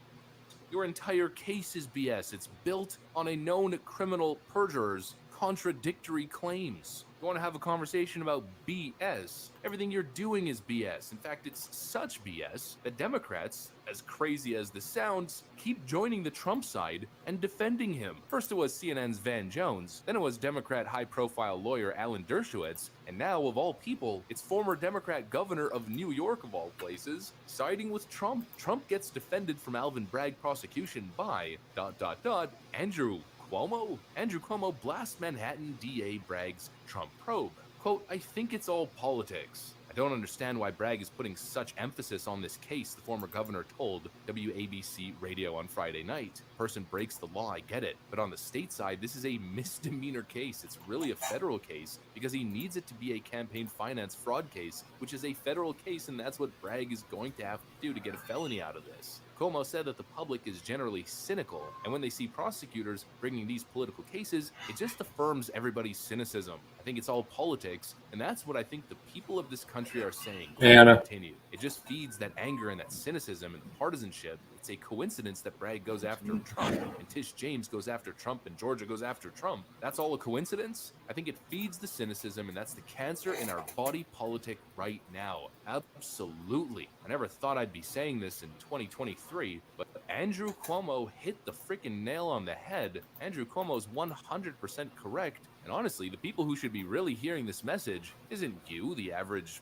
mostly Republican conservative viewer. It's Democrats. What the hell are you guys thinking you're going to get out of this? The entire country essentially is united, outside of the vote blue no matter who blow in on Twitter crowd, united together agreeing that this is clearly an extension of the anti-Trump political witch hunt. It's a weaponization of the justice system. Nobody views this as a legitimate investigation. Everybody views it as political. Democrats are so willing to shoot their Just going over my copyright if it means a claims from last night. And really, in this case, as we've been saying, the goal isn't to get Trump. The goal is to tarnish Trump. All they want is to be able to continue to brand Donald Trump as a criminal. Oh, all the crimes that he's committed. Well, what crimes exactly? Oh, well, you know, all the investigations. He's constantly under investigation. They're hoping to get an indictment so they can say Donald Trump, twice impeached, indicted criminal. How can you possibly support this criminal and his bid for the White House? It's all political. They just want to keep putting these labels on Donald Trump so they can scare the average low information voter. What they really want is the mugshot so they can use it in campaign ads. And then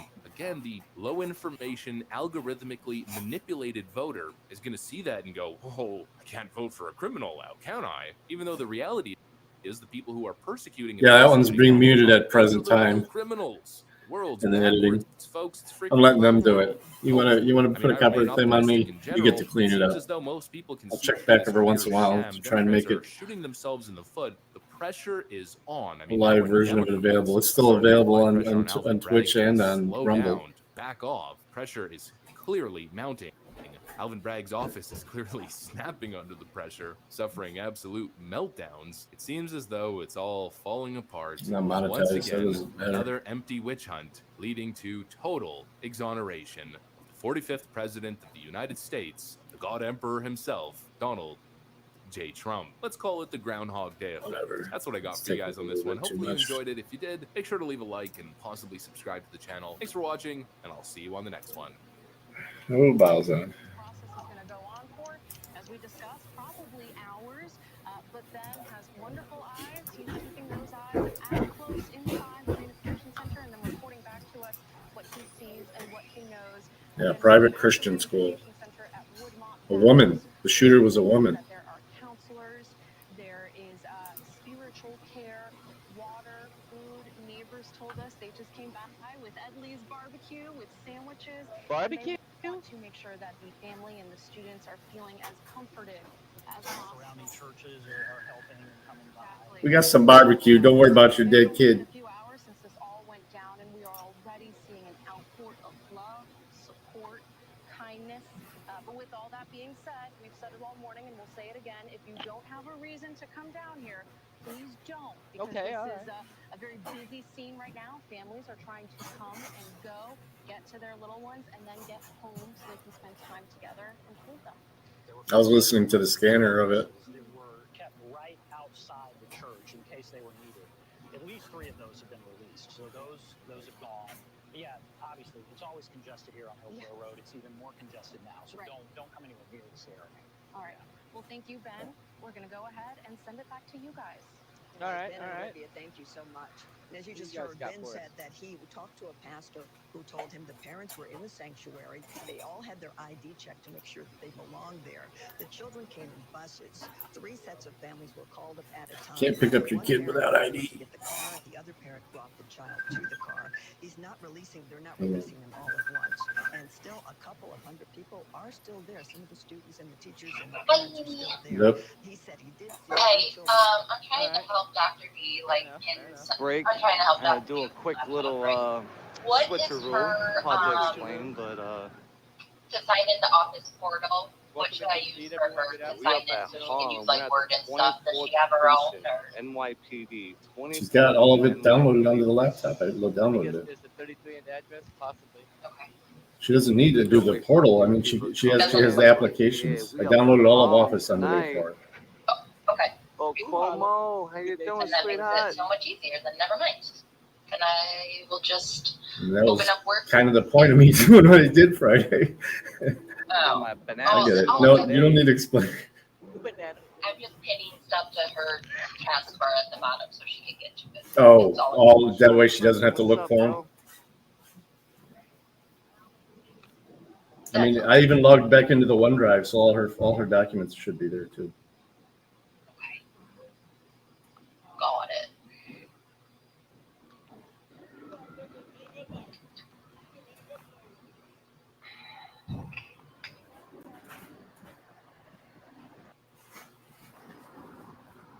Okay, easy enough. That's all I needed to do.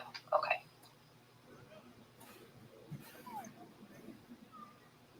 Damn, what's that thing?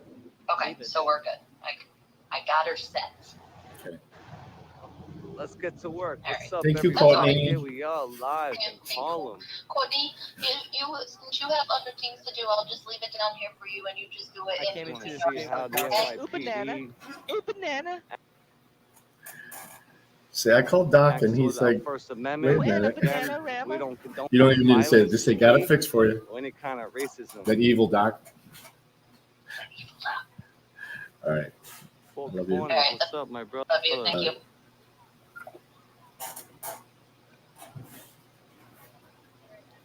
Liz, how you doing?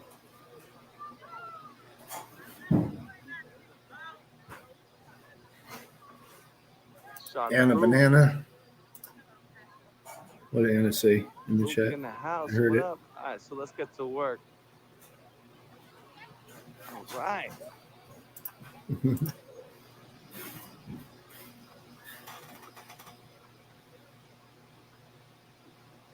Oh, he's not. He's live. Okay, I'm not getting Yes, how you notifications for doing? anybody today.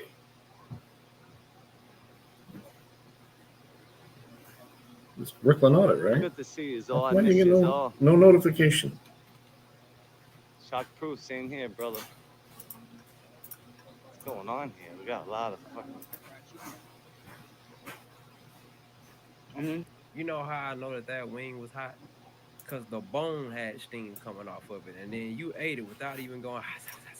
It almost made me look past the fact that you chew like a hamster. I mean, I'm eating some air fried chicken. You know how I know that wing was hot? Because the bone had steam coming off of it, and then you ate it without even going. It almost made me look past the fact that you.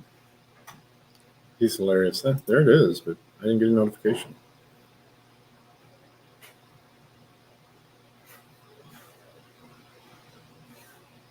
I'll go live on him.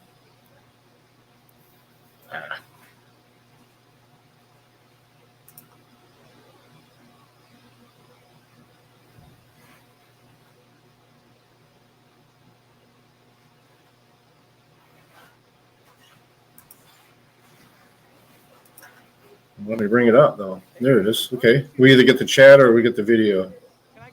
Badge number? You got a business card too? Can I add that business card to you?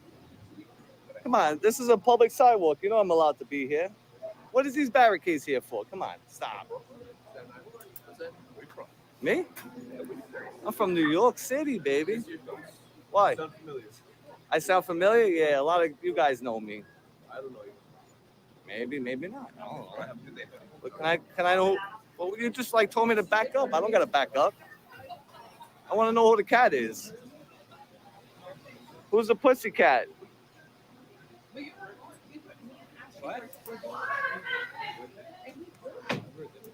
Man, they're all coming from side angles.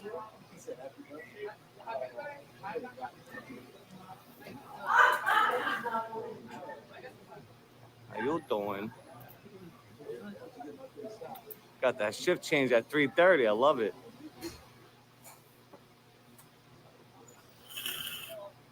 We're all going to work now. Shift change, right? 3:30. Time to go.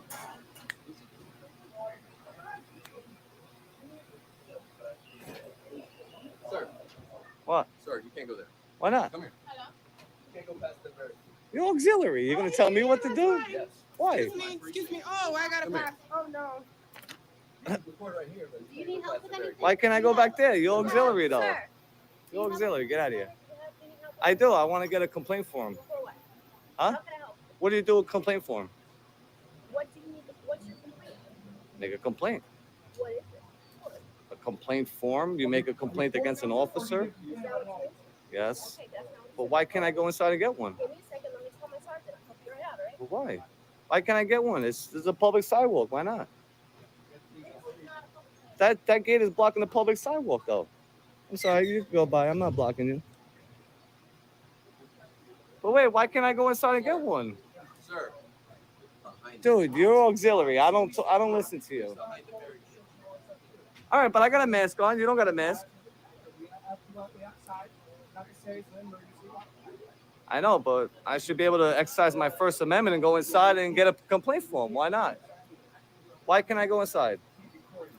I can't record inside in a public building. Why is that? Is that a law or is that what is that? What's the law on that? It's a policy, but it's not a law though.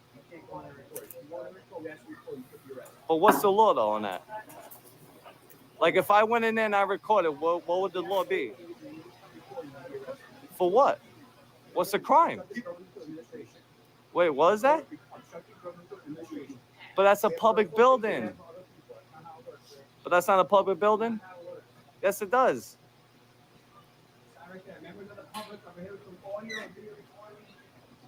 It's still a public building. It's still a public building, though. What is it then? It's private? What is it then?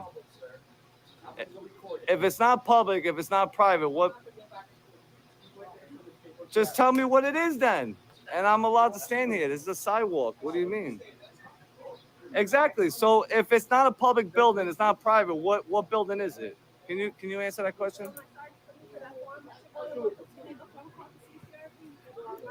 I know CCRB very well, I know. But I like the form too. The form is good to have. That's why my business here. But this guy can't tell me the law. What's the law? Oh man, and you're a clown, dude. Listen, man, you auxiliary. Don't tell me what to do. You don't even have a gun or nothing. Like, you're gonna tell me what to do? Yes, you did. You tell me back up, back up. Don't tell me what to do. Don't tell me what to do. You don't even have a flashlight. Don't tell me what to do. But no, I don't have to wait out here. I'm on a public sidewalk. Why, you're gonna arrest me if I don't move? I'm on a public sidewalk. Look, this is open to the egress. But this is still a public sidewalk. It's still public. Look, this is a concrete sidewalk, right? Come on, man. You're gonna violate my rights. You guys gonna no. This guy, you're a funny guy. Wow, you're closing the gates. Wow, it made you feel tough, huh? Damn. You're not trying to help me. No, you're not. But look at this guy. Why would you be auxiliary, dude? Come on. You're not trying to help me.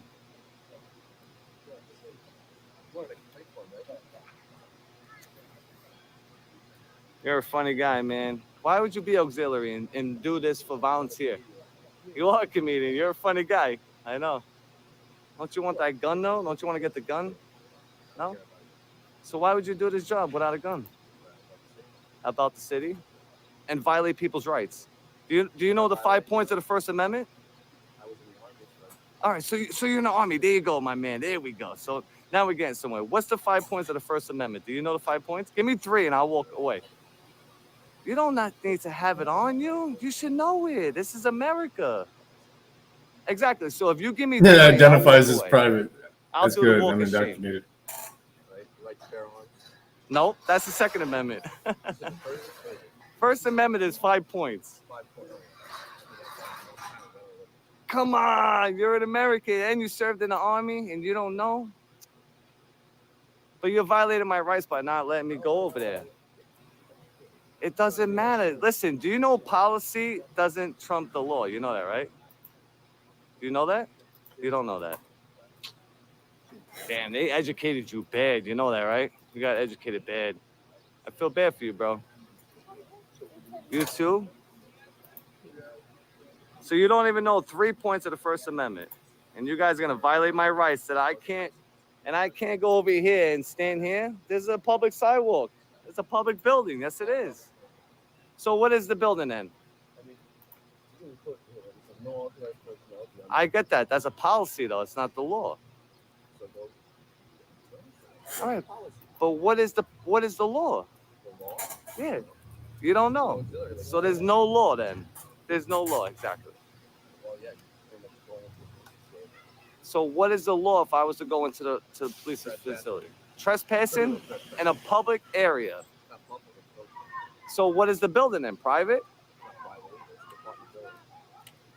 That makes no sense. You know that, right? It's got to be either private or public. That's a public school. Right. Let's say if the gate was closed, right? And there was a sign there that said no trespass. And you went inside, that was no trespass. There's no sign here that says no trespassing, though. No, it's not. Where's the sign? Where's the sign? There's no sign that says trespassing, dude. Oh, man. You see what I'm here for, right? Because they like to violate your rights. Trust me, they do. You like to violate rights. I can. I'm on public sidewalk. I'm on public. I can, though, but... What am I getting from this? That this is total bullshit. That you can't block the press from going in there. This is public. I don't need a press badge. No, I don't. What makes you think I need a press badge?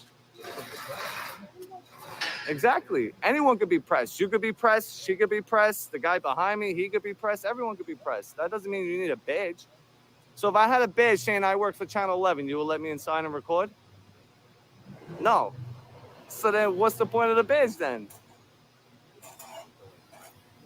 Crime scene. Damn, you gotta go back to school, bro. Yeah, you got those business cards? You got a business card? Did they at least give you one? No? Damn, you didn't even get one of those yet? Damn, bro. You guys like to violate people's rights. That's not cool. We're out here exercising our rights. That's how it is. And he don't even know the First Amendment. And he served in the army. Does anybody know the 5 points of the First Amendment? Anybody? Come on. I'll give you $50 right now. You give me 5 points of the First Amendment. $50 if you take that mask off. What? What does the mask got to do with anything? They just said it. They're talking about COVID, so I got to wear it. They know who I am. All right, you go on Brooklyn Audit, YouTube, and you'll know who I am. What does that have to do with anything, bro? I want to know who I'm talking to. You're talking to me, Brooklyn Audit from YouTube. Fuck that. Take your mask off, man. Why? What does that have to do? Come on, look. Your pump ass. Oh, now I know who I'm talking to. There you go. What do I have to hide? Now, do yourself a favor. Don't film me. I can, though. I'm on a public sidewalk. You know that. So this is... No, you can't. No, you can't. No, you can't. Trust me, you can't. No, you can't. No, you can't, bro. Now you're making threats, though. You can't do that. All right. But what's the beef with me and you? Listen, I'm here to exercise our rights that you should be also exercising your rights. You should be thanking me for this. What you doing for me, man? Exercising our rights that they're trying to take away from us. Really? Okay. Back to blue until you're black and blue. I got it. Back to blue until you're black and blue. I know. I get it. So they violate your rights. That's what it is. All right. You know it all, bro. I know. Yeah, you do too, man.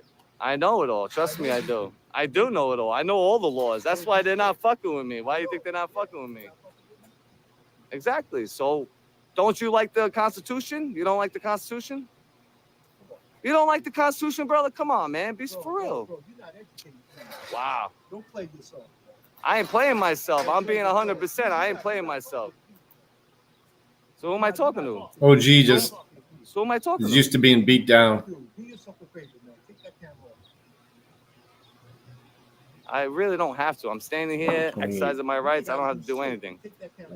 I ain't gonna take it off. I don't have to. I can stand here all day and film them and you. You're on a public sidewalk. I can stand here and do this all day long. Exactly. So what is the issue then? Why is it bothering you? You were all cool in the beginning. Now all of a sudden you're getting butthurt. You're getting butthurt though. For what? You're not cool. No, you're not. You're trying to make threats that it ain't gonna happen. So what do you make then? You make promises? I ain't punking out. Trust me, dude. I ain't punking out. That's why I'm still standing here, dude. Yep, I'm still standing here. Yep, I'm still standing here. I ain't going nowhere, and I can stay here all day. You sure you know who I am? Yeah. You know who I am. Who are you? I don't know. How you doing? You want to change names? What's up? I don't know. What do you... You're bugging for no reason, dude. You bugging for no reason. Nope. You in the wrong place, bro. I'm in the wrong place. Why is that? Because of my skin color? That's why? Is that what you're trying to refer to? Because that's what you're trying to refer to. See what I'm saying? Yo, wow. That's crazy. You just said I'm in the wrong place. What is that supposed to mean? What is that supposed to refer to? See, he knows it, though. Because I'm white or something?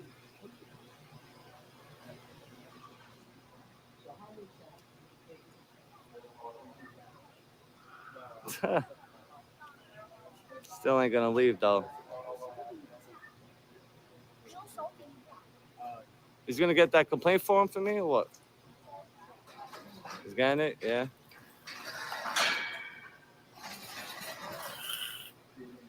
Shift change. Some folks are late. Damn.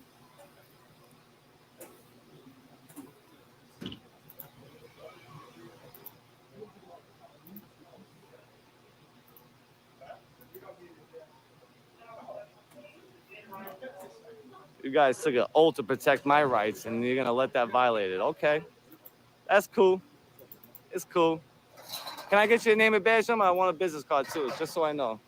Because you're allowing people to violate my rights. It's cool though. I want your name and badge number.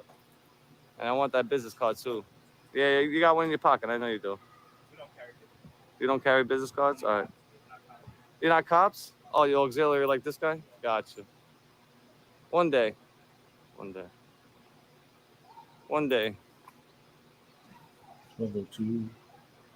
Ain't nobody doing nothing.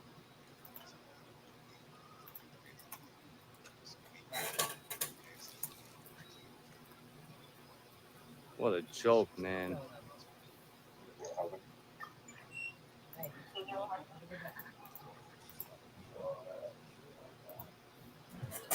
This guy ain't doing shit. Feel bad for little pops right here. Fuck out of here. They are in costumes. Yo, CIA, what up, bro? It's Gucci.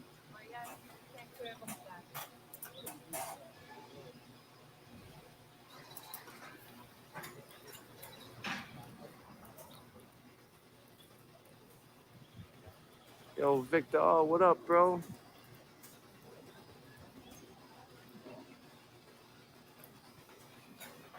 What's up, everybody? Sorry, I'm missing you.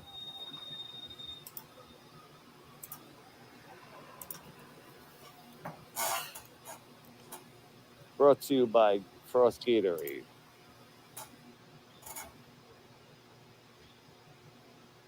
Unbelievable.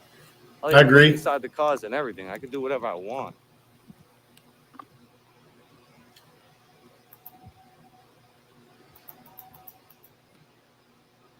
He said I'm in the wrong neighborhood.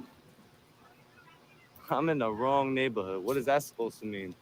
He's making threats now. Fuck him.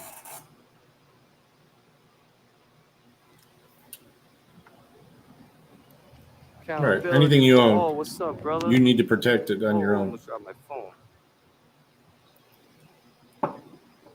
guy's a fucking clown. I ain't moving nowhere.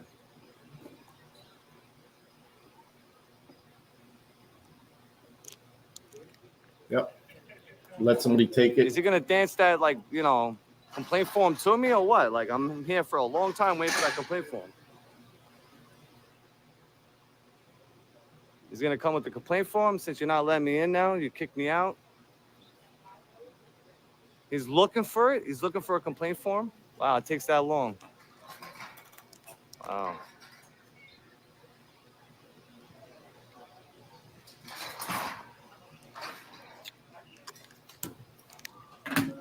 Fuck you looking at?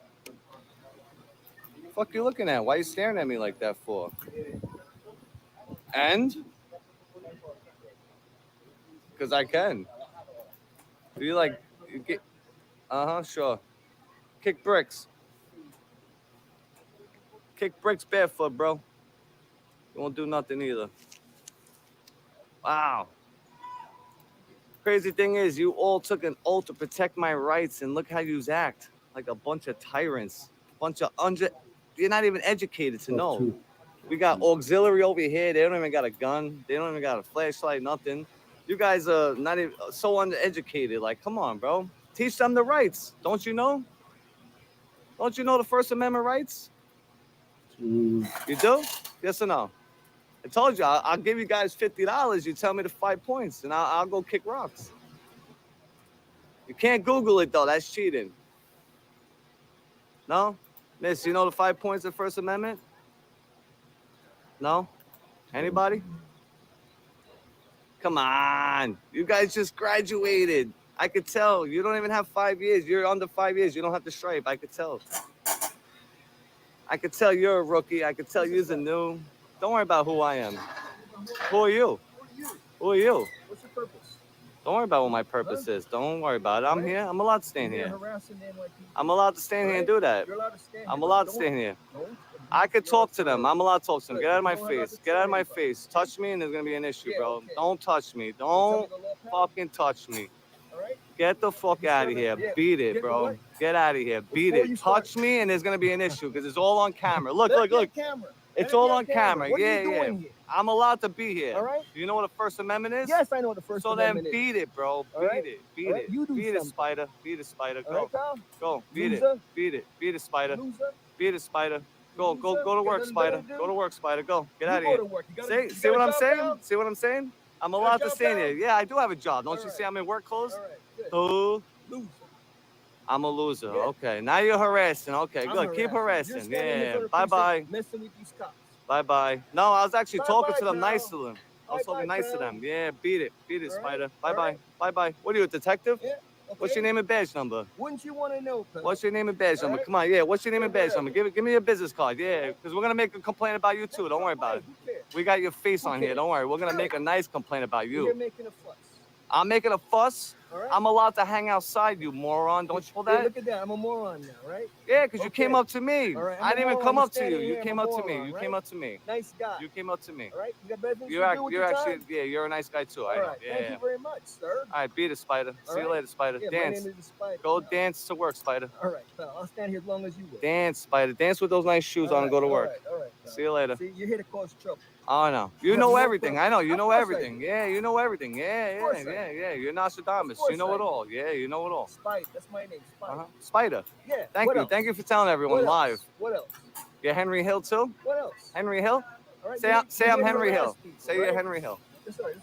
You see what I'm saying? No. Listen, detective, if I was you, go to work. Go to work, detective. Beat it. Beat it, detective. Go to work. Kick rocks. Beat it. Bye. We're friends now? After you try to like threaten me with the gate? You can go fuck yourself. How about that? Because you know what you did. You just pushed the gate on me. You just pushed the gate on me. Really? You sure about that? I have it too. Wait, he's going like this with the gate on me. All right, whatever. Yeah, bye. See you later, detective. Don't worry. We're going to make that complaint with CCRB, and we're going to love it. Yeah, you can. You can go fuck yourself. You can. Right up the asshole. You can go fuck yourself. Right up the asshole. This day and age. A lot of people listen to me. You want to see? A lot of people. Okay. All right. You can think what you want. All right, yeah. That's fine. That's fine. Oh, believe me, I'm gonna make a complaint about this clown. Where's your business card? You said you're going to work. Yes, you do. Right, 'cause my name isn't, because I'm not even a cop. Oh, so who are you then? I don't know. You don't know? So then beat it. Beat it. Go dance up the stairs and get out of my face. You do that, young man. You should tell him to beat it. Because, you know, I'm allowed to be here. You know I'm allowed to be here. Oh, she can't, so you're higher than her. So you are a cop. Because you are a cop, so stop lying, bro. Hey, go, bro. My name is Bro now. We're friends now. Don't worry about it. Go fuck myself. You're a nice guy. Mm-hmm. But you better not get over the line, my man. Because you're And what are you going to do about it? And what are you going to do about it? You making threats? Are you making threats? You sure you know what the law says? You sure you know what the law says? So you know what the First Amendment is, right? Yeah, beat it, Spider. Bye, Spider. And this is what I'm saying. You're going to let that guy, you see what I'm saying? Bye, Spider. Bye. Go dance to work, Spider. You see what I'm saying? Exactly. I didn't even approach this motherfucker. He approached me. So, come on, stop it now. See you later, Spider. Wow, you guys are ridiculous. I actually came up trying to be nice at first, and you guys want to come at me sideways. So, everyone is watching, and they all know how the NYPD likes to act. Where's your sergeant? Yeah, I want to speak to your sergeant. Are you a sergeant? Yeah, can you get... No, I want your sergeant to come outside. No. Because I'm being threatened to arrest if I go in there with a recording. I'm not shutting off my camera then. Because everyone's trying to arrest me now. Everyone's threatening me. This guy's threatening me. This guy's threatening me. This is why we record. No, this is why we record. Because you all want to threaten to beat the shit out of me. What? You're protecting that guy. Stop lying. You're protecting him now, sweetie. You know you are. I got 177 people watching. Have the sergeant come out and I'll speak to him. I want the complaint for him. If I could record, I'll more than glad to come inside for my protection. Because you're recording me for your protection, right? Why can't I record for my protection? Why not? Why not? But that sign is not policy. It's not a law. It's not a law, though. It's not a law. I know. Yeah, but it is a policy. So it's a rule that you have to follow once you So- are in the police precinct. So unfortunately, you cannot record inside. But if you'd like to make a report, we're more than happy to make a So report. you're allowed to record us for your safety, but I can't record for my safety, right? Yes, correct. After I'm being threatened, We are not threatening you. I'm asking if you would like to make a report. sensitive information. Look how big the building is. Look how big this building is. But look how big the building is. They moved them up inside. Look. The police precinct. Every floor, every room has sensitive information. No, and that's your job to protect the privacy of their information. I'll wait out here for him. Why can't he bring it outside? It's in your policy to bring out the sergeant. You know that, right? It's your policy to bring out the sergeant. If I'm asking for a sergeant, I'll have people call right now and talk about it. So why can't he bring it? So you're not gonna bring me to the form? You're refusing form to the public. Okay. And you're refusing to get your sergeant. Good job. I mean, listen, ladies, I'm not trying to give you a hard time. I'm just trying to come here for my business. That's it. I'm trying to come here for my business, and you see what happens. People want to come after me. And then the guy tells you, back down, whatever. You back down from him, and he says he's not a cop. What kind of shit is that right there, huh? You listen to the higher-ups now? Come on, you see what I'm saying? You just graduated. I can tell you. Do I listen to my boss at work? Of course, it depends on the situation. If he's making me break the law, no, I'm not going to listen to him. How about that? I'll tell my boss to go fuck himself. If he tells me to break the law, you're breaking the law. Yes, you are. You're violating my rights. You're violating my rights. Yes, you are. You're both violating my rights. But it's in your policy to get your sergeant out here and talk to me. If I go inside and I shut my camera off, I don't know if I'm going to get jumped. How do I know that? I think we do. I think we could find something. Oh, cameras inside that you happen. could edit up. Cameras inside that you could edit up too. You know that. Every time I FOIA request a camera, guess what? I don't even get it. You know that? You know how many body camera FOIA requests I've done? Do you even know what a FOIA request is? You have no idea what a FOIA request is. Totally fucks your head up. There you go. See, exactly. So when I do it, why don't I get it? Exactly. It's supposed to be open to the public. Exactly.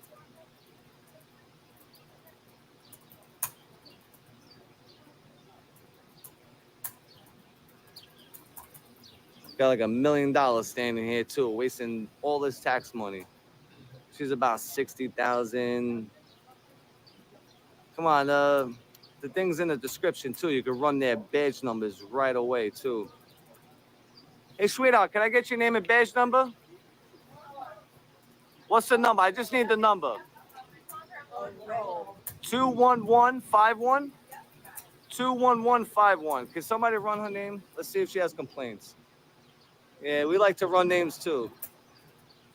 It's in the description. 21115. That's all you got to put in.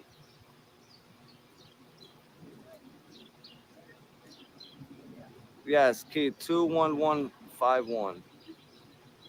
This is the 24th precinct, John.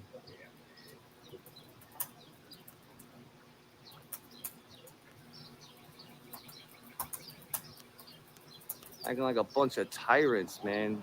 You're not gonna give me that complaint form. You want me to go in there and shut my camera up, but you'll record me.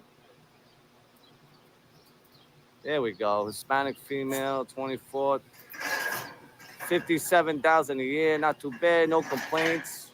Thank you, Sean. Appreciate that. Not too bad. 57,000 a year. 57.3. I'm sorry. Last year. 117. Since October 2020. See you later, Unindoctrinated.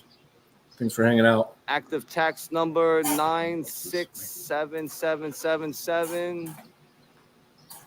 One sustained. Beautiful. Thank you, guys. Appreciate it.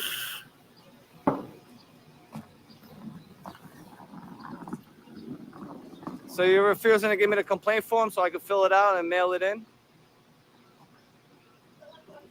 Why can't you bring it out to me, though?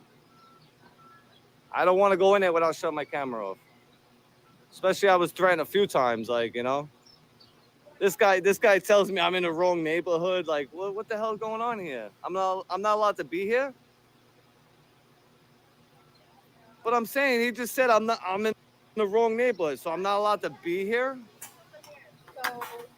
I'm not allowed to be here, I know. All right, I'm in the wrong neighborhood. I gotta go. I'm threatened for my life. All right, so It's all on camera. So in regards to the form, right? We don't have a copy of the form, so we're willing to hold that the supervisor can talk to you. That's completely up to you. If not, these are the instructions. I wrote it down for you. There's other ways that you can make a report, okay? We have a phone number that you can call. I know the CCRB number, yeah. We have the address, and I put down the website for you as Thank well, you okay? so much, sweetheart. I appreciate you. Thank you. Oh, yeah, I was over there already. Thank you, bro. Cheers to you too, brother. Cheers, man. You should learn how to love each other, not hate people. You understand? Love is better than hate. You know what I'm saying? Nah, how about you make me shut up? You ain't gonna make me do nothing. You won't make me shut up. I guarantee you won't. Oh, put the phone down. I could actually record with the same hand if you want. I'll record with the right hand. I'll record with the right. I still got a left. Yeah, okay. You was all cool in the beginning. Now all of a sudden you're a bootlicker. You're a bootlicker. Stop it. You're a bootlicker now. I'm a punk. I know. Sometimes I'm a punk. Depends. You know what? It depends on their mood. How about you make me shut up? You ain't gonna do it. Yeah, make me. Why? I could do it with my hand, with one hand. With one hand. I could record and do what I need to do with one hand, absolutely. Look. Listen to the rookie over there. There you go. Yeah, listen to him. Thank you, bro. Yeah, tell him. Put him in check. Damn. Guess we white people are not allowed here. I never said that. What you say now? You're making allegations.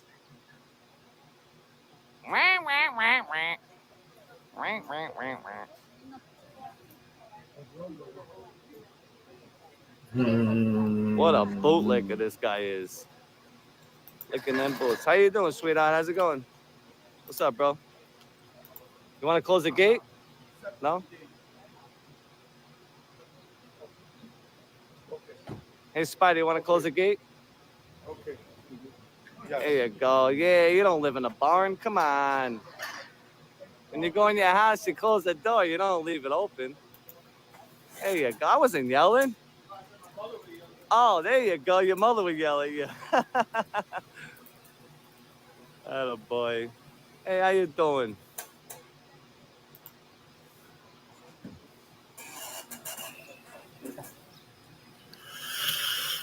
It's a beautiful afternoon.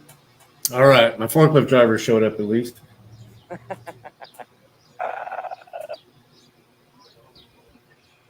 Fuck you. Fuck out of here. Ain't nobody doing nothing. And I'm in the wrong neighborhood. I got to get out of here. I'm getting scared. I like that one. I hadn't heard that told one I'm not before allowed either. to be here. It's just till it happens to you is the when I've only heard. Unbelievable. Let's go look at some cop cars. See you later, Spider. Get out of here. I like the nighttime better. Nighttime's better. Pick up your fucking garbage, will you? Pick up your garbage. Fucking garbage everywhere. You need to be careful.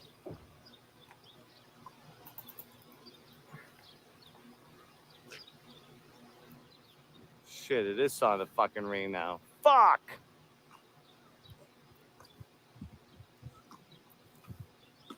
Well, they start at Fucking rain. $16.50 plus Fucking $1.50 an hour perfect attendance bonus.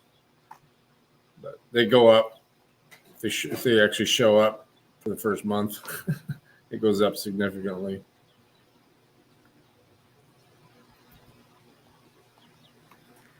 I mean, anyone can drive a forklift, really. It used to be a trade, I guess, a skill. Hey, sweetheart, Now it's you again. almost every type of job. Hey! And there's really no state I'm or just trying to say hi government certification for it either. It's every shop She does actually their own was fucking pretty. certification. She has some nice eyes. Those fucking eyes on her, huh? How you doing, sweetheart? She has some nice eyes, but she doesn't know the lows. Yeah. Too bad. Yeah, I mean, you can make good money doing it. It'll go up significantly fast. I mean, after 30 days, they should get a bump, and then if they get hired in full time, 9-9, what's up, bro? you get all that insurance and everything. Yo, what's up, everybody? Sorry, I'm missing you in the chats. I gotta Yeah, watch you know, my like six this. over This is here. the I don't email. know if they're We trying to sent run up on me sideways. 1, 2. We said 3 people. 2 of them I don't trust these motherfuckers, you know? were asked to return for orientation.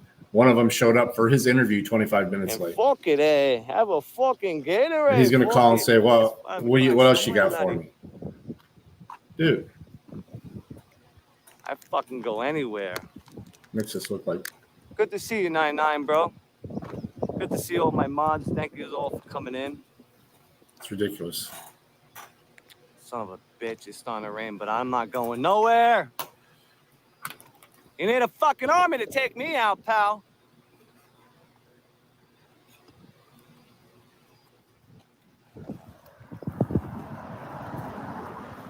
Better get your fucking army, pal. But I'm sorry, everybody, if I missed you. It's just, you know, I got a bunch of tyrants running up on me left and right. I don't know which way to look.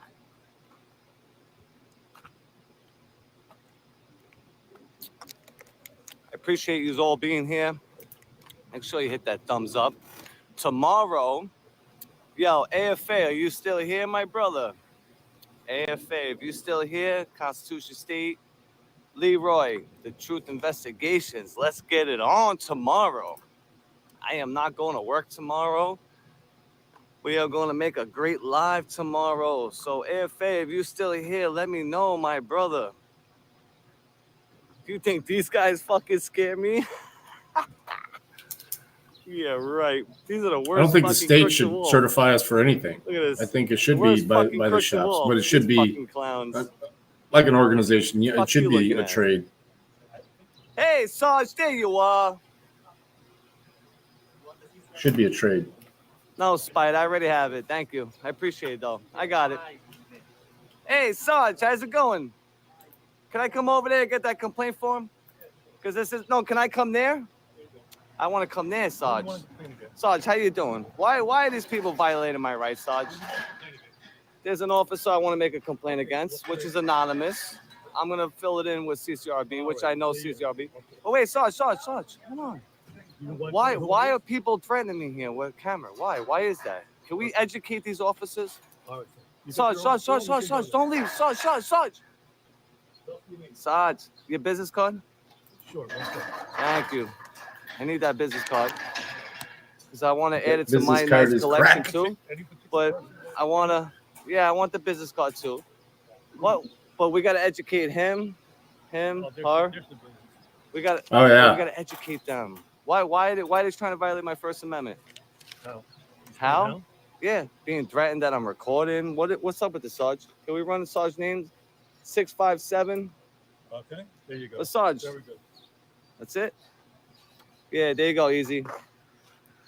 657. Run that name. Let's see how many complaints. Derek. Come on, man. We're just exercising our Welcome rights. up. Everyone's looking at me like they want to kill me right now. Damn. Check you out. Jeez. I ain't the bad guy here, bro. You know who the bad guy is? The mayor. That's the bad guy. Sean Clifford, thank you, brother. Got it. Wow, no complaints. So he's actually, 3 sustained. I'm gonna He have has to 3 tweet for this. sustained complaints. Okay, 1 open, 0 open.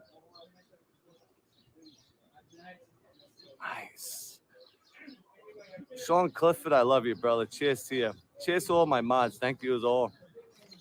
You guys are the best. The description of the complaint is in, excuse me, I'm sorry. Had a hiccup for a minute, but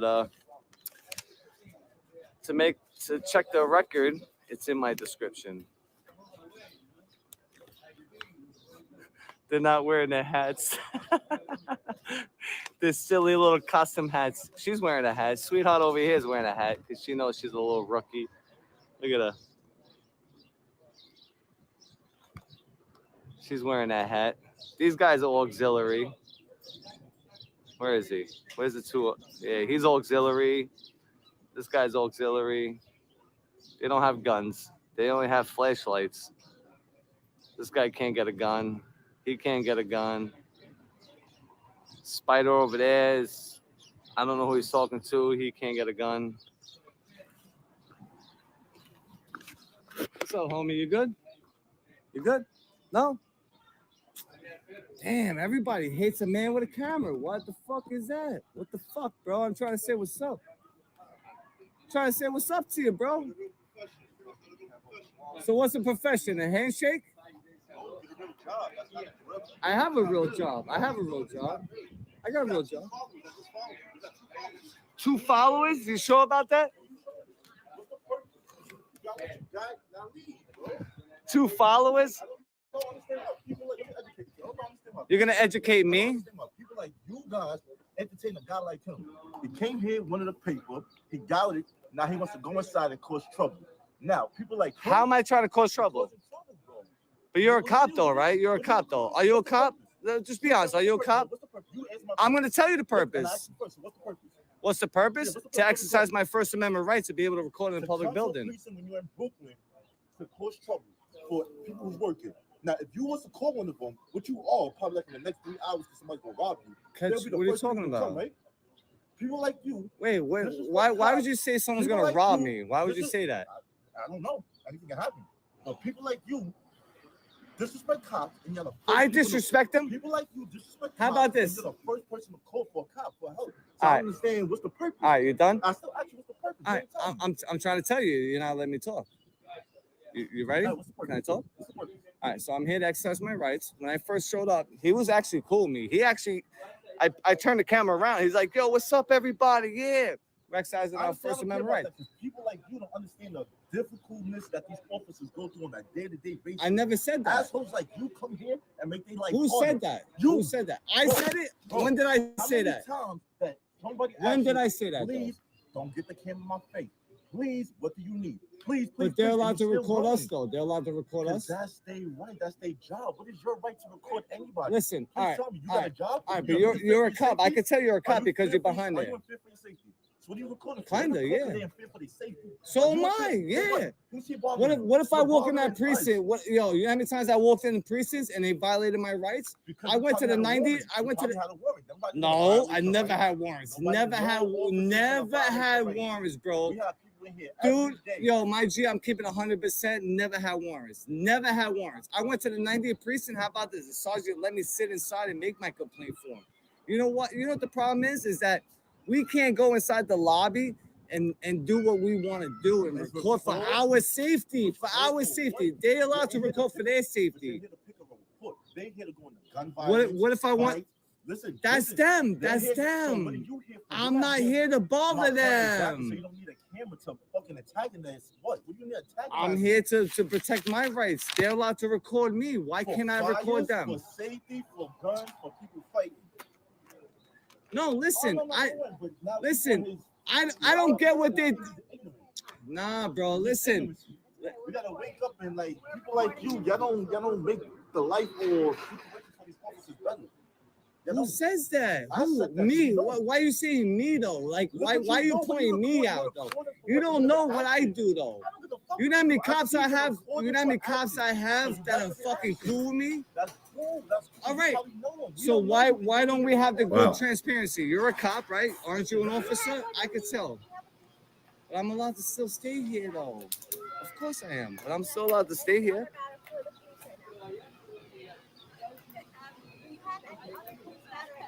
We're having a good conversation though. Why we gotta end it? Why? Because he's another officer though, right? Derek Dumas, Do I have to leave? thank you for joining us. I'm saying, am I being threatened to arrest if I don't leave?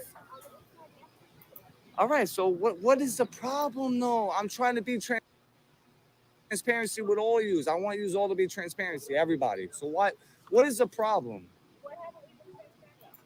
Everyone is all upset about a man with a camera, but you're recording me. So if you're recording me, that's what I'm saying. If you're recording me, think about it, sweetheart. Let's take a step back, all right? If you're recording me for your safety, why can't I record for my safety? Wait, what? We're both talking at the same time. Hold on, we're talking at the same time. What happened?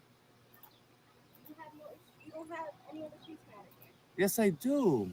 I want to make the complaint form and fill it out, but I can't go inside because I'm being threatened by everyone.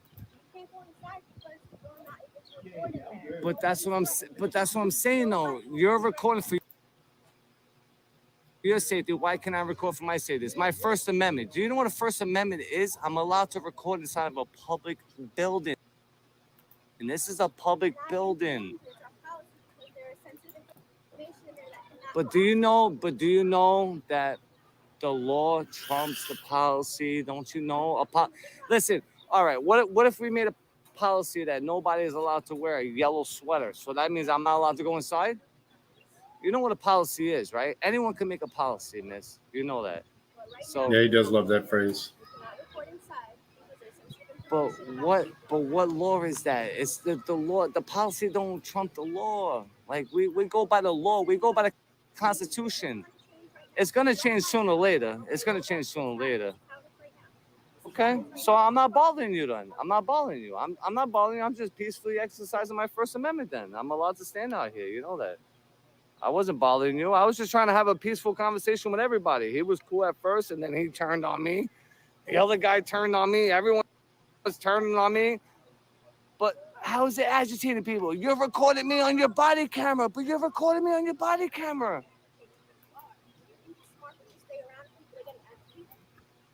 All right, so think about this though. You're recording me on your body camera. Like, why is it bothering you? Like, why is it? It's not bothering me that you're recording me on your body camera. What's the problem? That's what I'm saying. So why am I not allowed to do the same thing? Why can't you protect my fucking rights? These are my rights. These are my rights that you swore. But I'm saying you swore to protect the oath, right? Correct. Did you swear to protect the Constitution rights? I didn't say you didn't, but I didn't say that. Listen, miss. All right, let's rewind for a second. Let's take a breather, okay? Didn't you swear to protect my rights as the Constitution, right? Correct? When you were sworn in, right, as an officer, Oh, Derek, didn't you swear to protect my constitutional rights? Yes or no? It's a yes or no answer. It's very simple. Why not? If you give me an answer, I can walk away. Listen, it's a yes or no. Did you swear to protect my constitutional rights when you were sworn in? You were. Exactly. So why is it an issue that I'm standing out here on a public sidewalk, on a public easement? But why don't you educate them then? Why don't you educate him? Educate the other guy that got mad? Why don't you educate your sergeant? How about you educate the sergeant then? All right, how about you educate the other fellow that was threatening me, pushing the gate on me? Trust me, it's all on camera. I have it on camera too. I can send it to you later. If you give me a business card, I'll send it to you. All right, so you swore to protect my rights, right? To protect the constitutional rights, right? Yes, exactly. But I don't have to go on my way. All right, you don't have to then. You don't have to. You can go back to work then, fine. But you're not protecting my rights. You know you're not. You're not protecting my rights. You're not. You're going against me. You hate me right now. You want to definitely shoot me. You know you want to glove up and hurt me. You know you do. That's not right though. Yes you do. You do. Yes you do. I can tell how you're thinking by your body movement. I can tell by your body language. No, you're keeping your hand close to your gun. You're ready to glove up. You're ready to glove up. No, I don't wear a belt. I actually don't. It pulls my pants down and then my ass shows, and I don't like to wear a belt. I keep like a cart next to me. All right. See you later. Everyone's getting upset at me.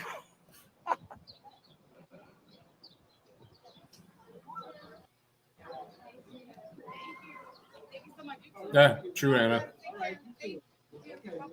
Oh man, I just want to Over and make over her look again. stupid though. That was the best part. I just want to make her look stupid.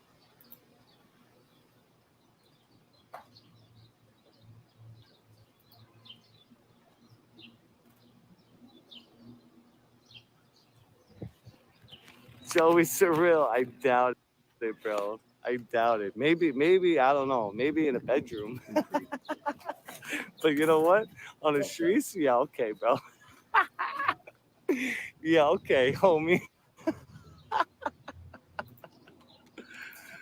Oh boy, what a fuck. So guys, if I get arrested, I swear we're at the 24th. See? 24th. NYPD 151 West 100th Street. Can my moms pull that number up just in case? Because I'm just chilling. I just got out of work. Like, damn, I can't even come over here, get a complaint form. I'm not allowed to go inside the precinct. I'm not allowed to hang out. I'm being threatened by everyone. Like, this guy threatened me. The other guy threatened me. There was another detective threatening me. Everyone's fucking threatening me. But you know what? It's all Gucci. You won't do shit. And look how big the precinct is. They all say, oh, we got secret information. We got confidential information. We can't let you come inside. Okay, look how now we got helicopters coming now. Where are you, Spider?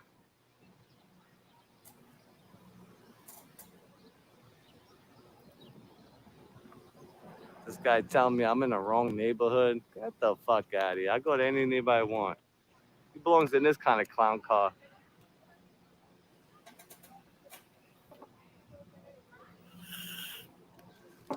fuck you gonna do? You gonna fucking kill me?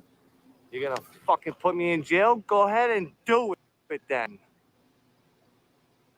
Think I'm fucking scared of you fucking motherfuckers? Like I said, you need a fucking Change my army calendar to at the end of the month. take me out, pal. You better get your fucking army. Listen, bro, you gotta be careful. We're not allowed in this neighborhood. That's what I was told. Oh, 27, maybe. 27. I'm just trying to get records caught up while we're watching this shit.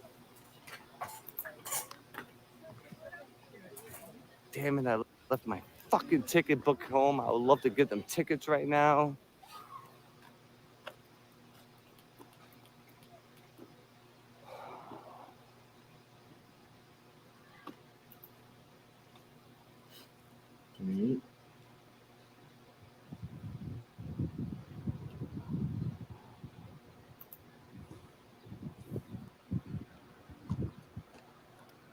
Hey, now.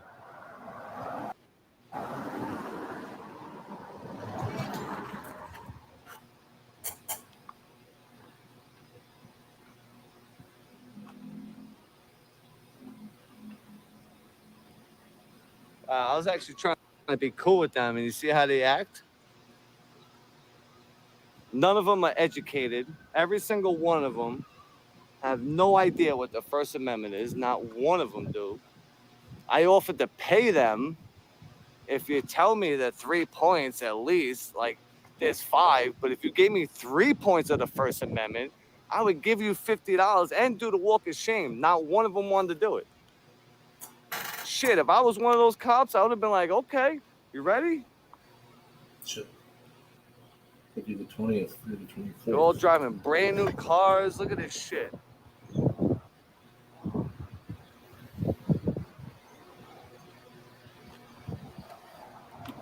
Now it's starting to fucking rain. Wonderful.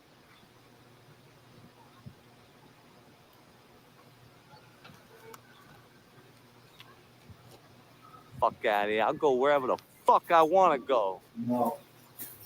Later, brother.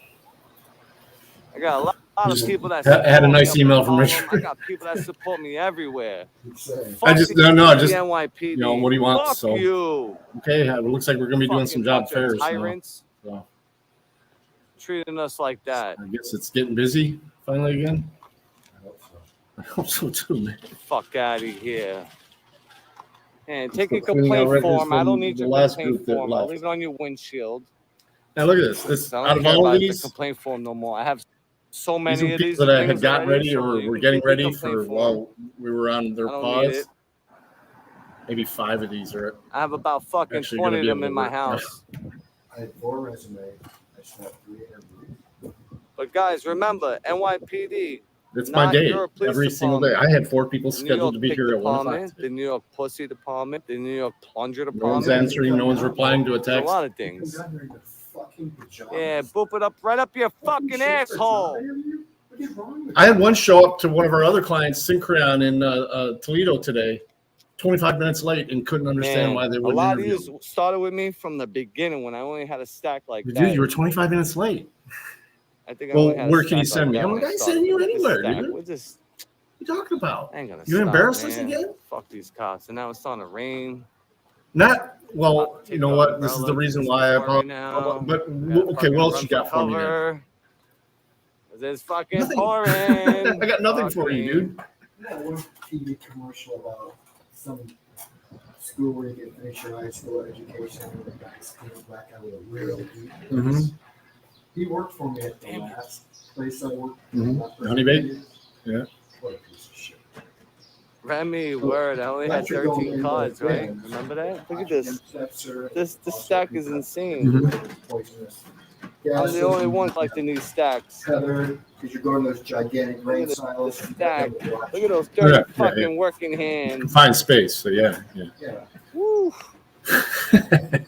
And jackass went inside the bin. So now, All right, if there's this something is starting to poisonous in freaking there, pour on me now. This is my there's luck. nobody at the I top come there. back into a live, and this is what has to happen to me now. Go fuck your mother. Piece of shit. I don't even care about the fucking goddamn monetizing. They show on the TV commercial. Have a good one, man. Yeah, that's where your tax money's going, man. All those programs. Damn it, man. Yo, D Street, oh my Maz, how you doing? Thank you, everyone, for coming in. I'm gonna cut this live because it's starting to fucking rain hard now. And Oh, let me explain, Dirk. Everybody who shows up a couple times and isn't a douchebag becomes a mod. There's no responsibility to it. It actually just gives you the ability to look at other people's channels. I'm the only one, and then plus it keeps any of the other people in chat from doing anything against your free speech. I don't expect you to moderate the channel. The only way to make it to where you can have the options of seeing other people's channels just by clicking on their name and stuff like that is to be a mod. That's why I make everyone a mod. And I understand now, but there's no responsibility to it. It's just it gives you more options when you're in this channel. You'll see some channels do that. I believe Friends and Codes does that as well for virtually the same reason. Yeah, no worries, brother. Yeah, that's why we do that. I mean, I'm like trying to hide under an awning. Fuck. I'm gonna ruin my phone. You lucky little bastard! I don't want to leave. If YouTube will ever actually give that option to where you can just click on someone to see their channel, because right now you have to actually just search what's there, and it's a pain in the butt to try and find it. If you've ever had somebody fucking with you in chat or something like that, or you're just interested in their channel as well, it's a lot of times it can be such a pain in the ass. So.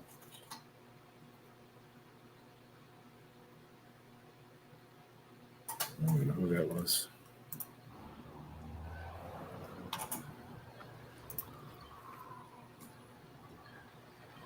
Fuck. I'm trying to hide.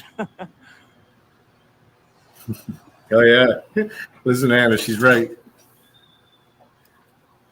The other person ain't too far. That just locked me up and beat the hell out of me. I say we go there now. What do you guys say? I go over there and hang out for a few minutes? The one that beat me up and arrested me, I'll go over there and hang out for a few minutes. But I don't know if it's gonna like not start raining. Oh man, it's fucking rain, bro. This is fucked up. It's gonna rain hard over here in Harlem.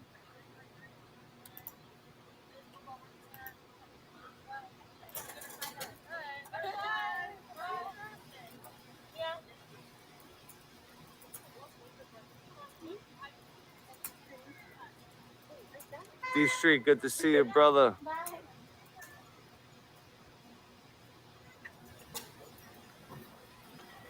All right, let me see how this rain is going to be. I don't know.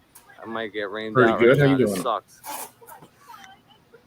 Okay. It's literally starting to rain right now, and I got to hide in here. I don't want to fuck up my phone. She just sent 8:30. She just replied. It's 8:30. So it looks like my guy Ronald and one of the other ones that I suppose you sent since you're the one calling. Little bastards. Tomorrow's going to be nice. I'm telling you. Vincent. Yep. Yeah. I'll take care of him. Well, let me see. Yeah, he was at Electra Prime and didn't work out there. It's going to rain. I know it. Just didn't need him there anymore. Right now. He was doing great. I mean, he was showing up every day. I don't quite understand it, but hopefully it'll go well for him at Electra. Mike, yo, tomorrow we up in Long Island. Yeah, they just replied to me though, 8:30. So I'm shooting Ronald a message now. Live coming tomorrow, 9 a.m.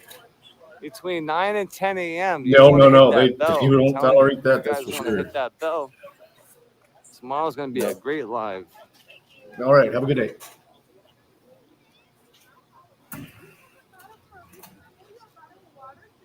Oh yeah, I'm not even going to work tomorrow. Tomorrow's gonna be a nice one. But we're already over a little bit over an hour, so It's good to see you all. Don't worry, I'll be back. What up? You good? Can I jump on that? I don't know what the fuck he just said to me.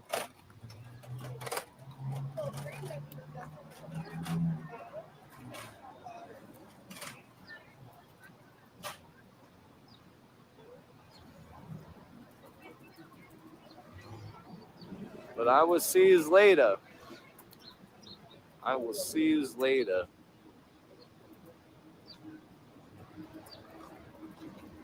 I am going to cut this live. We're over an hour and it's starting to fucking rain on me and I'm stuck under this fucking thing right now. Everyone's running for the rain. Yo, Robert Ruse, my brother, man. New sheriff in town. You know it, my G. Absolutely. Big shout out to Robert Ruse, man. He's in Africa right now working for us to protect our rights. He's still working as a Marine. Big shout out to Robert Ruse. You know what? I'm going to head to this train right here. I'm going to cut this live, guys. I'll be back. You was a killer last night, Anna. I mean, straight killer. I hope they go walking downtown to bow can play the Vanessa Carlson song. Ooh, walking downtown really fast, tweaking out. Talk about such a long process, Olivia. How is the scene there? Are we still seeing a line of?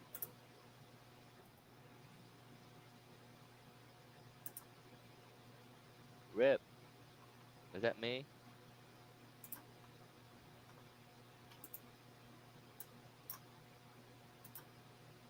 Religion. Love it or hate it, embrace it or shun it, but it's had a massive impact on our history and our society. Those impacts haven't always been good, and with religion follows the development and obsession with the occult. Crowley, Asahara, Jones, and Applewhite, all leaders of wacky religious cults with a variety of strange beliefs that over time became infamous throughout the world, especially with the birth of the internet. But with the popularization of mass media and the internet, a new cult would be born. One that is very different from other cults you've seen in the past. It's definitely a strange one, but it's not as extreme as other cults. No, you won't see mass suicide, upside-down crosses, human sacrifice, or sex rituals. Well, maybe that last one, but instead you will see a concentrated Slavic obsession with an anthropomorphic animal cartoon character from the 1980s children's cartoon show Chip. All right, we're crashing. Not sure if it's this laptop that keeps doing it or not.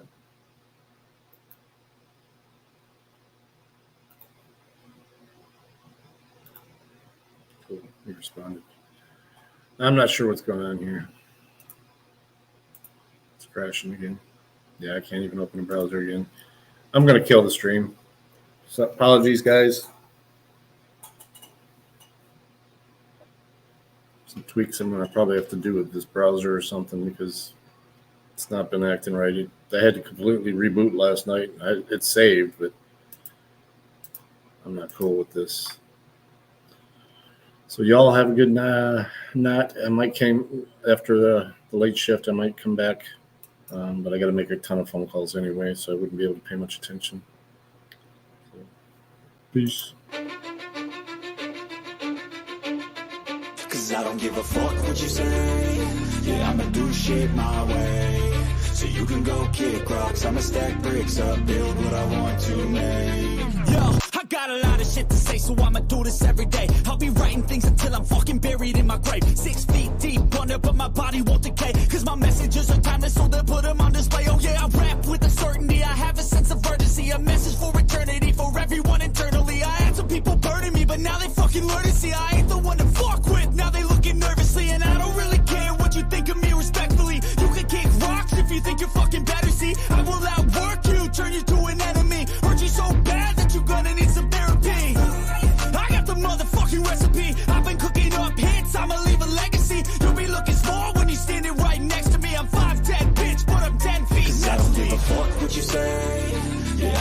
shit my way. So you can go kick rocks, I'ma stack bricks up, build what I want to make. Cause I don't give a fuck what you say. Yeah, I'ma do shit my way. So you can go kick rocks, I'ma stack bricks up, build what I want to make. Yeah, I'ma do it my way.